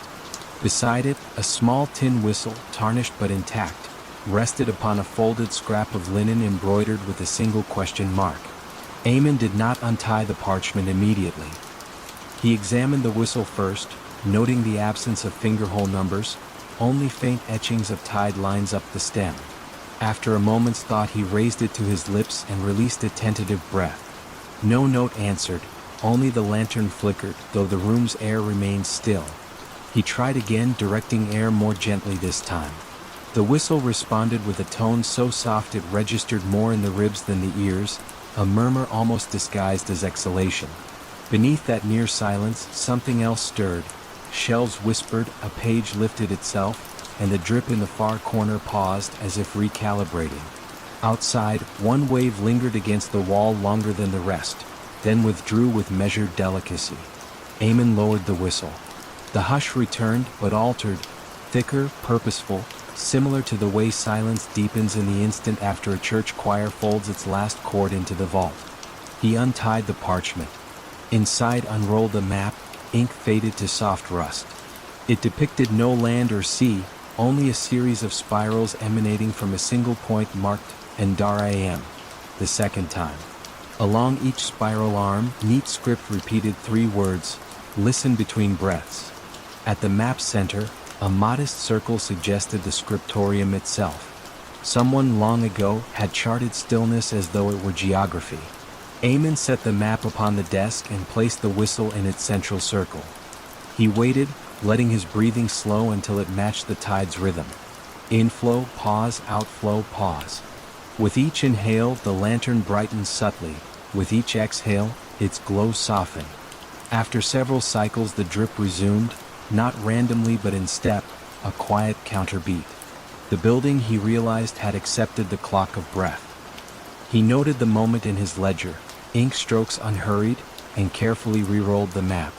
The whistle he wrapped in the linen question mark, then replaced both in the hollow, returning the heavier volume atop.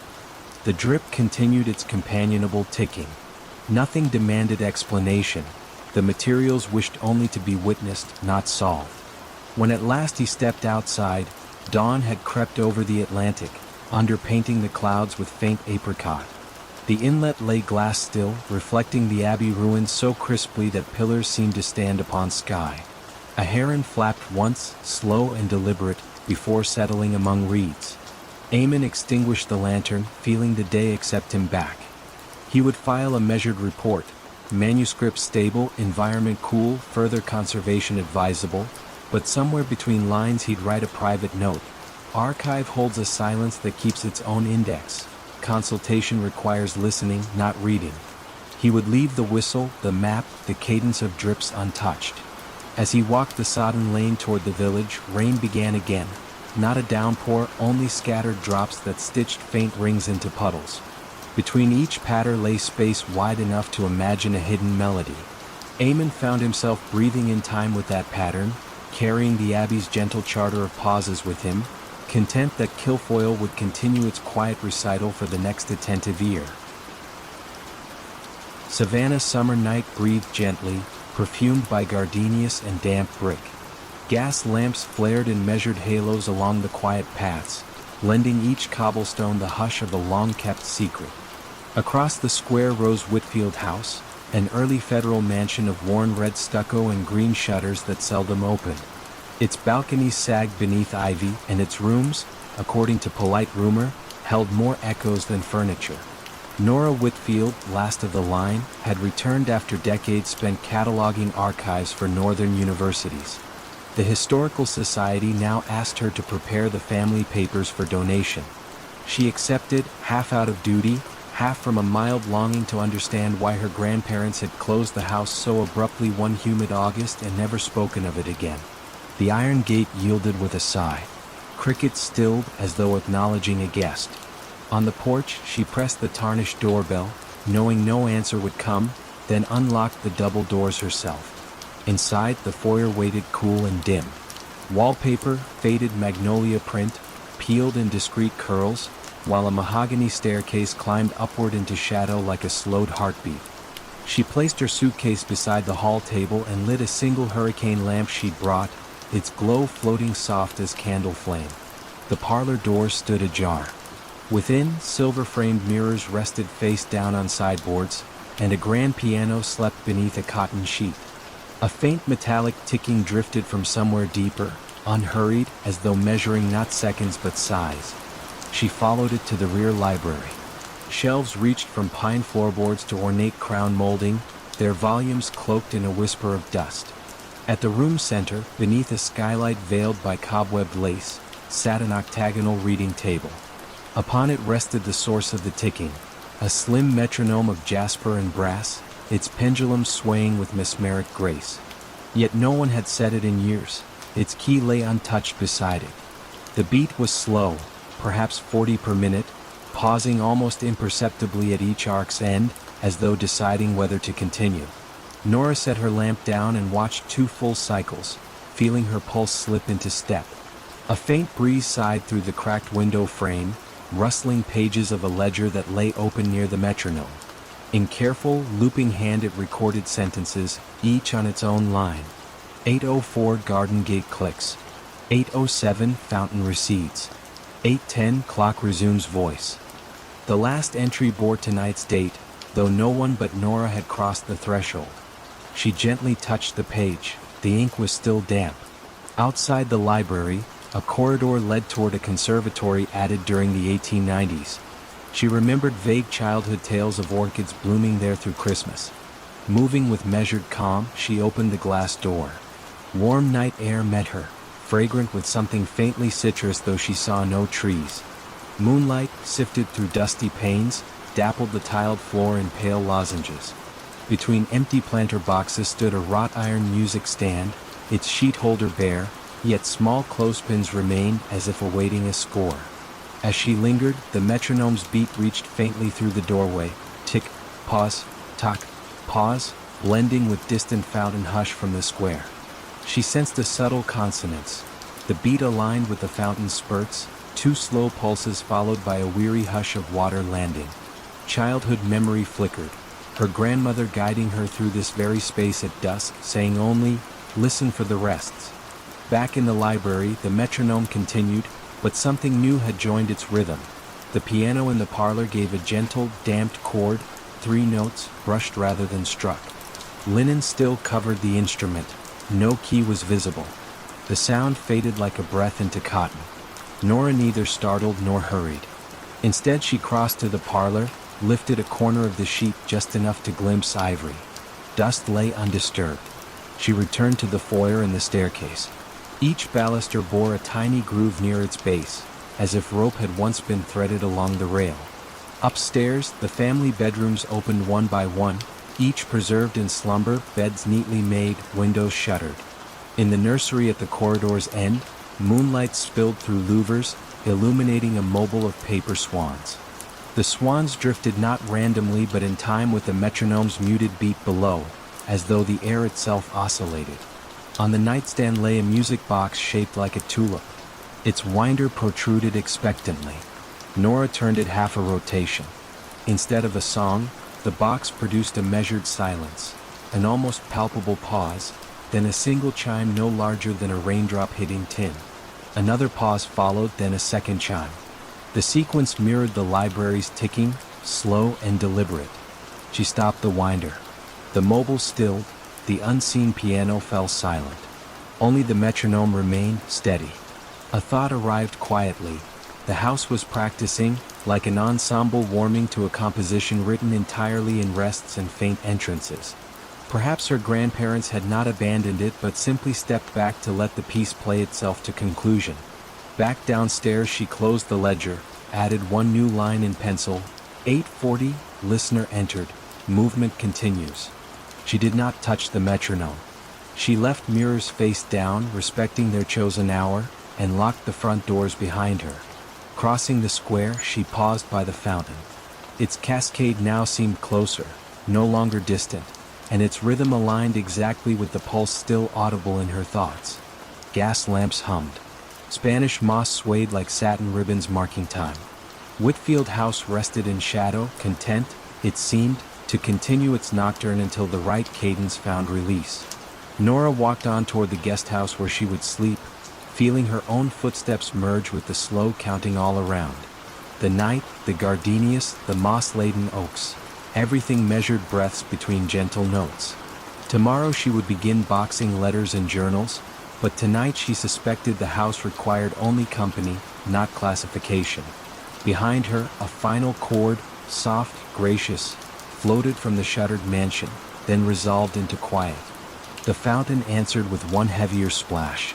Both sounds ebbed, leaving Forsyth Square wrapped in a stillness so complete it felt almost warm, a hush shaped precisely to cradle sleep. Mist drifted through the firs in languid skeins, softening every branch and hush-worn path that wound toward the old courthouse on the ridge. Once a fashionable spa, the stone villa now stood empty, shutters drawn like sleeping eyelids, its mineral springs long cool. Tonight the air tasted faintly of pine resin and distant thunder, though no storm threatened. A single lantern bobbed along the track, carried by Matthias Engel, a translator sent to examine trunks of correspondence left behind by the last proprietor. His coat gathered droplets of mist as he climbed, yet the quiet held him lightly as if the forest itself wished him gentle passage. At the wrought iron gate the hinges sighed, then accepted his push without protest. Ivy shivered across the rails, releasing the scent of damp earth. Inside the courtyard, gravel crunched underfoot in a rhythm that matched the faraway clock. 4 steps, a pause, another 4. Windows above showed neither candle nor reflection, yet Matthias imagined someone observing, not with eyes, but with the slow, patient awareness of a place remembering its purpose.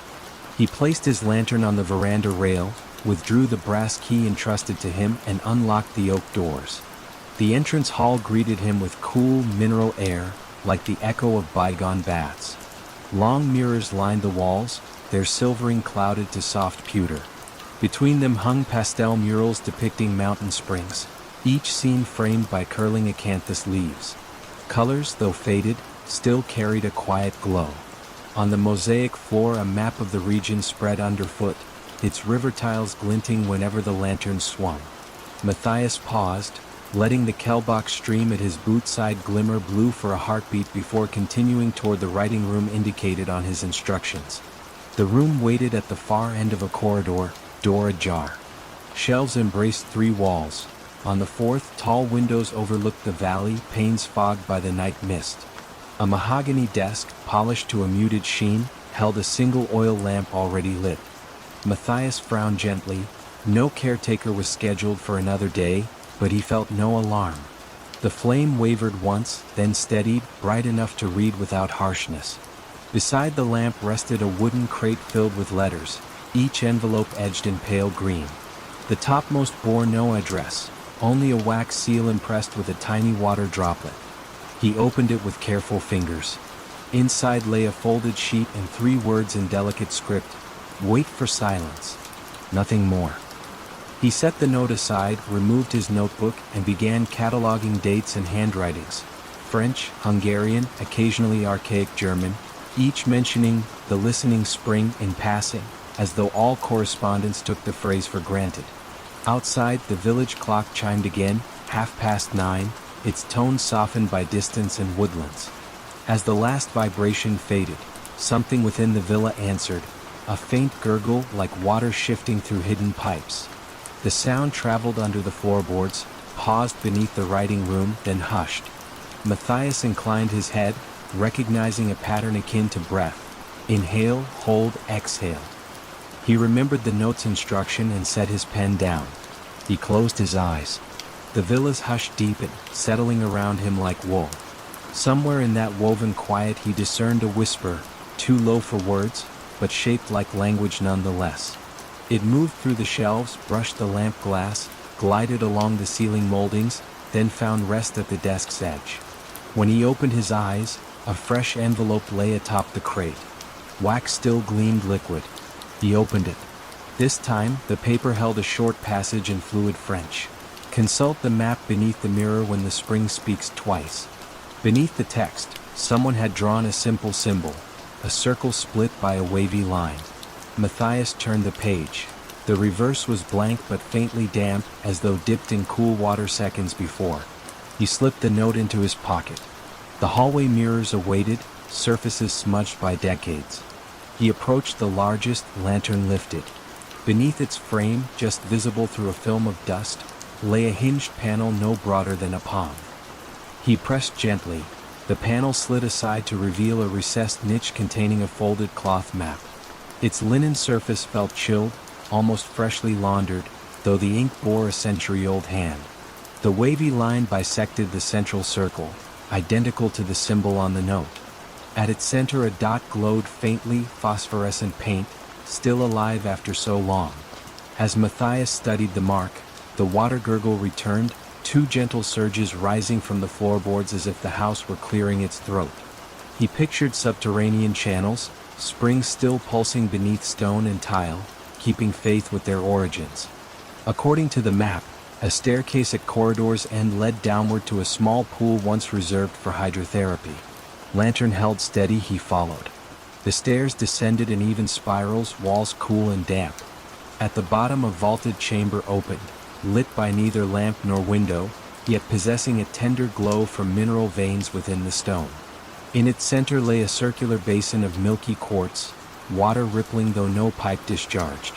The surface quivered as he approached, sending rings outward in courteous greeting. He knelt, hearing again that soft, near-speech cadence, a consonant of water, a vowel of air. Remembering childhood folklore, he whispered a simple salutation. The ripples slowed. Within their concentric echoes he glimpsed reflections, not of himself but of long-ago bathers easing into the same pool, their faces peaceful, listening. The image faded, leaving ordinary water awaiting the next ripple. Matthias dipped a fingertip. The temperature proved neither cold nor warm, but precisely like human skin, erasing boundary between observer and source. He returned upstairs carrying only the memory of that touch. The writing room remained unchanged save for one detail. The oil lamp, nearly spent, cast a dimmer halo. On the desk lay a final envelope. He opened it to find a line in English this time, printed rather than written. Catalog complete when the listener is heard. Beneath, a drop of quartz dust glimmered, echo of the basin below. Matthias packed the letters carefully, noting their order, then extinguished the lamp. As darkness settled, the villa sighed, satisfied. He stepped onto the veranda. Dawn's first gray hinted behind the pines, and the air, though unmoving, carried the faintest murmur, two pulses of the hidden spring, answering one another beneath layers of earth and time. He closed the gate without hurry, lantern now dark.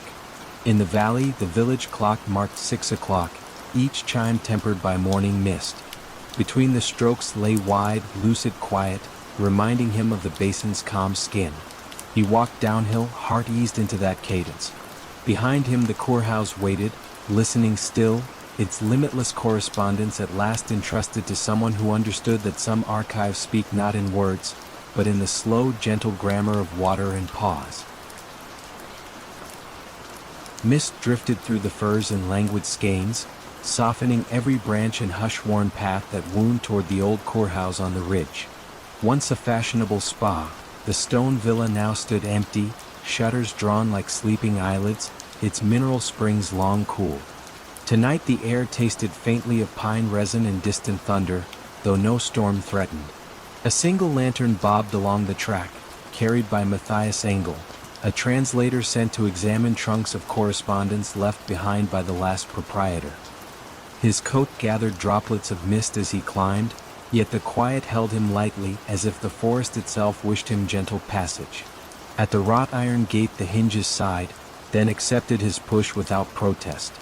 Ivy shivered across the rails, releasing the scent of damp earth. Inside the courtyard, gravel crunched underfoot in a rhythm that matched the faraway clock. 4 steps, a pause, another 4. Windows above showed neither candle nor reflection, yet Matthias imagined someone observing, not with eyes, but with the slow, patient awareness of a place remembering its purpose.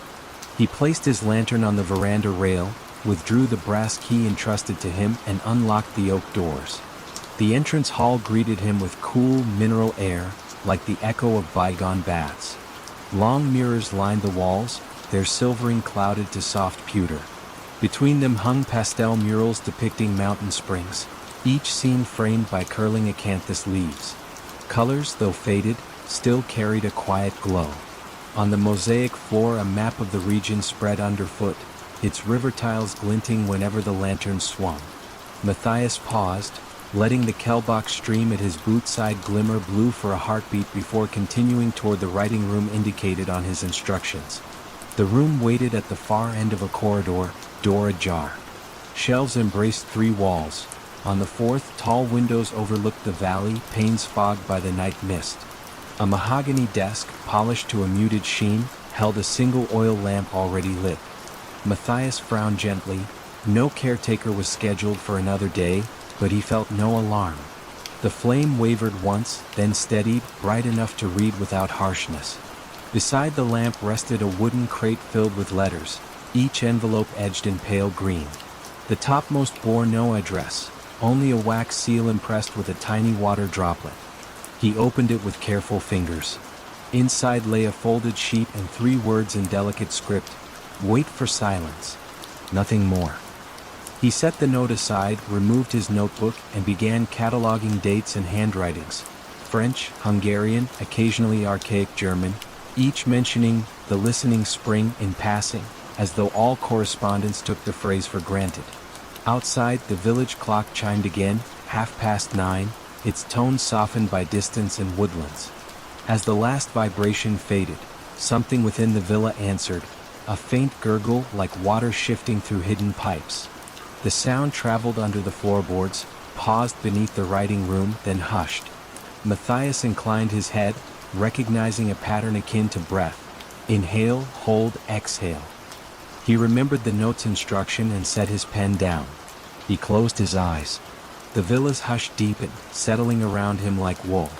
Somewhere in that woven quiet he discerned a whisper, too low for words, but shaped like language nonetheless.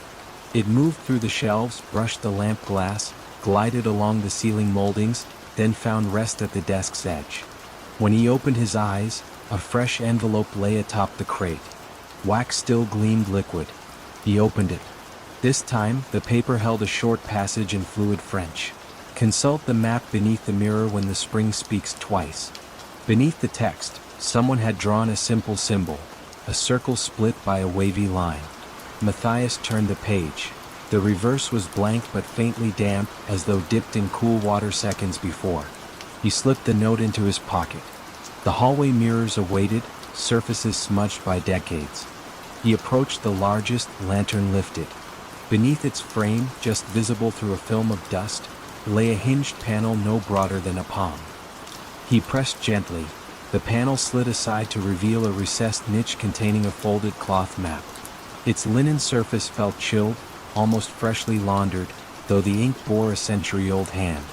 The wavy line bisected the central circle, identical to the symbol on the note. At its center a dot glowed faintly, phosphorescent paint, still alive after so long. As Matthias studied the mark, the water gurgle returned, 2 gentle surges rising from the floorboards as if the house were clearing its throat. He pictured subterranean channels, springs still pulsing beneath stone and tile, keeping faith with their origins.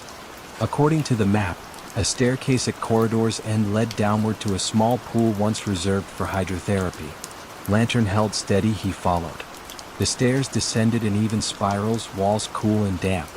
At the bottom a vaulted chamber opened, lit by neither lamp nor window, yet possessing a tender glow from mineral veins within the stone. In its center lay a circular basin of milky quartz, water rippling though no pipe discharged. The surface quivered as he approached, sending rings outward in courteous greeting.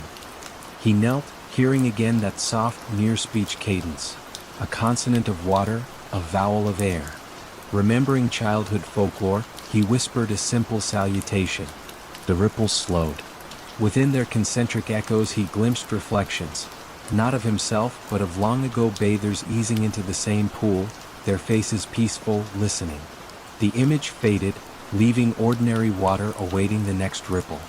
Matthias dipped a fingertip. The temperature proved neither cold nor warm, but precisely like human skin, erasing boundary between observer and source. He returned upstairs carrying only the memory of that touch. The writing room remained unchanged save for one detail. The oil lamp, nearly spent, cast a dimmer halo. On the desk lay a final envelope. He opened it to find a line in English this time, printed rather than written. Catalog complete when the listener is heard. Beneath, a drop of quartz dust glimmered, echo of the basin below. Matthias packed the letters carefully, noting their order, then extinguished the lamp. As darkness settled, the villa sighed, satisfied. He stepped onto the veranda.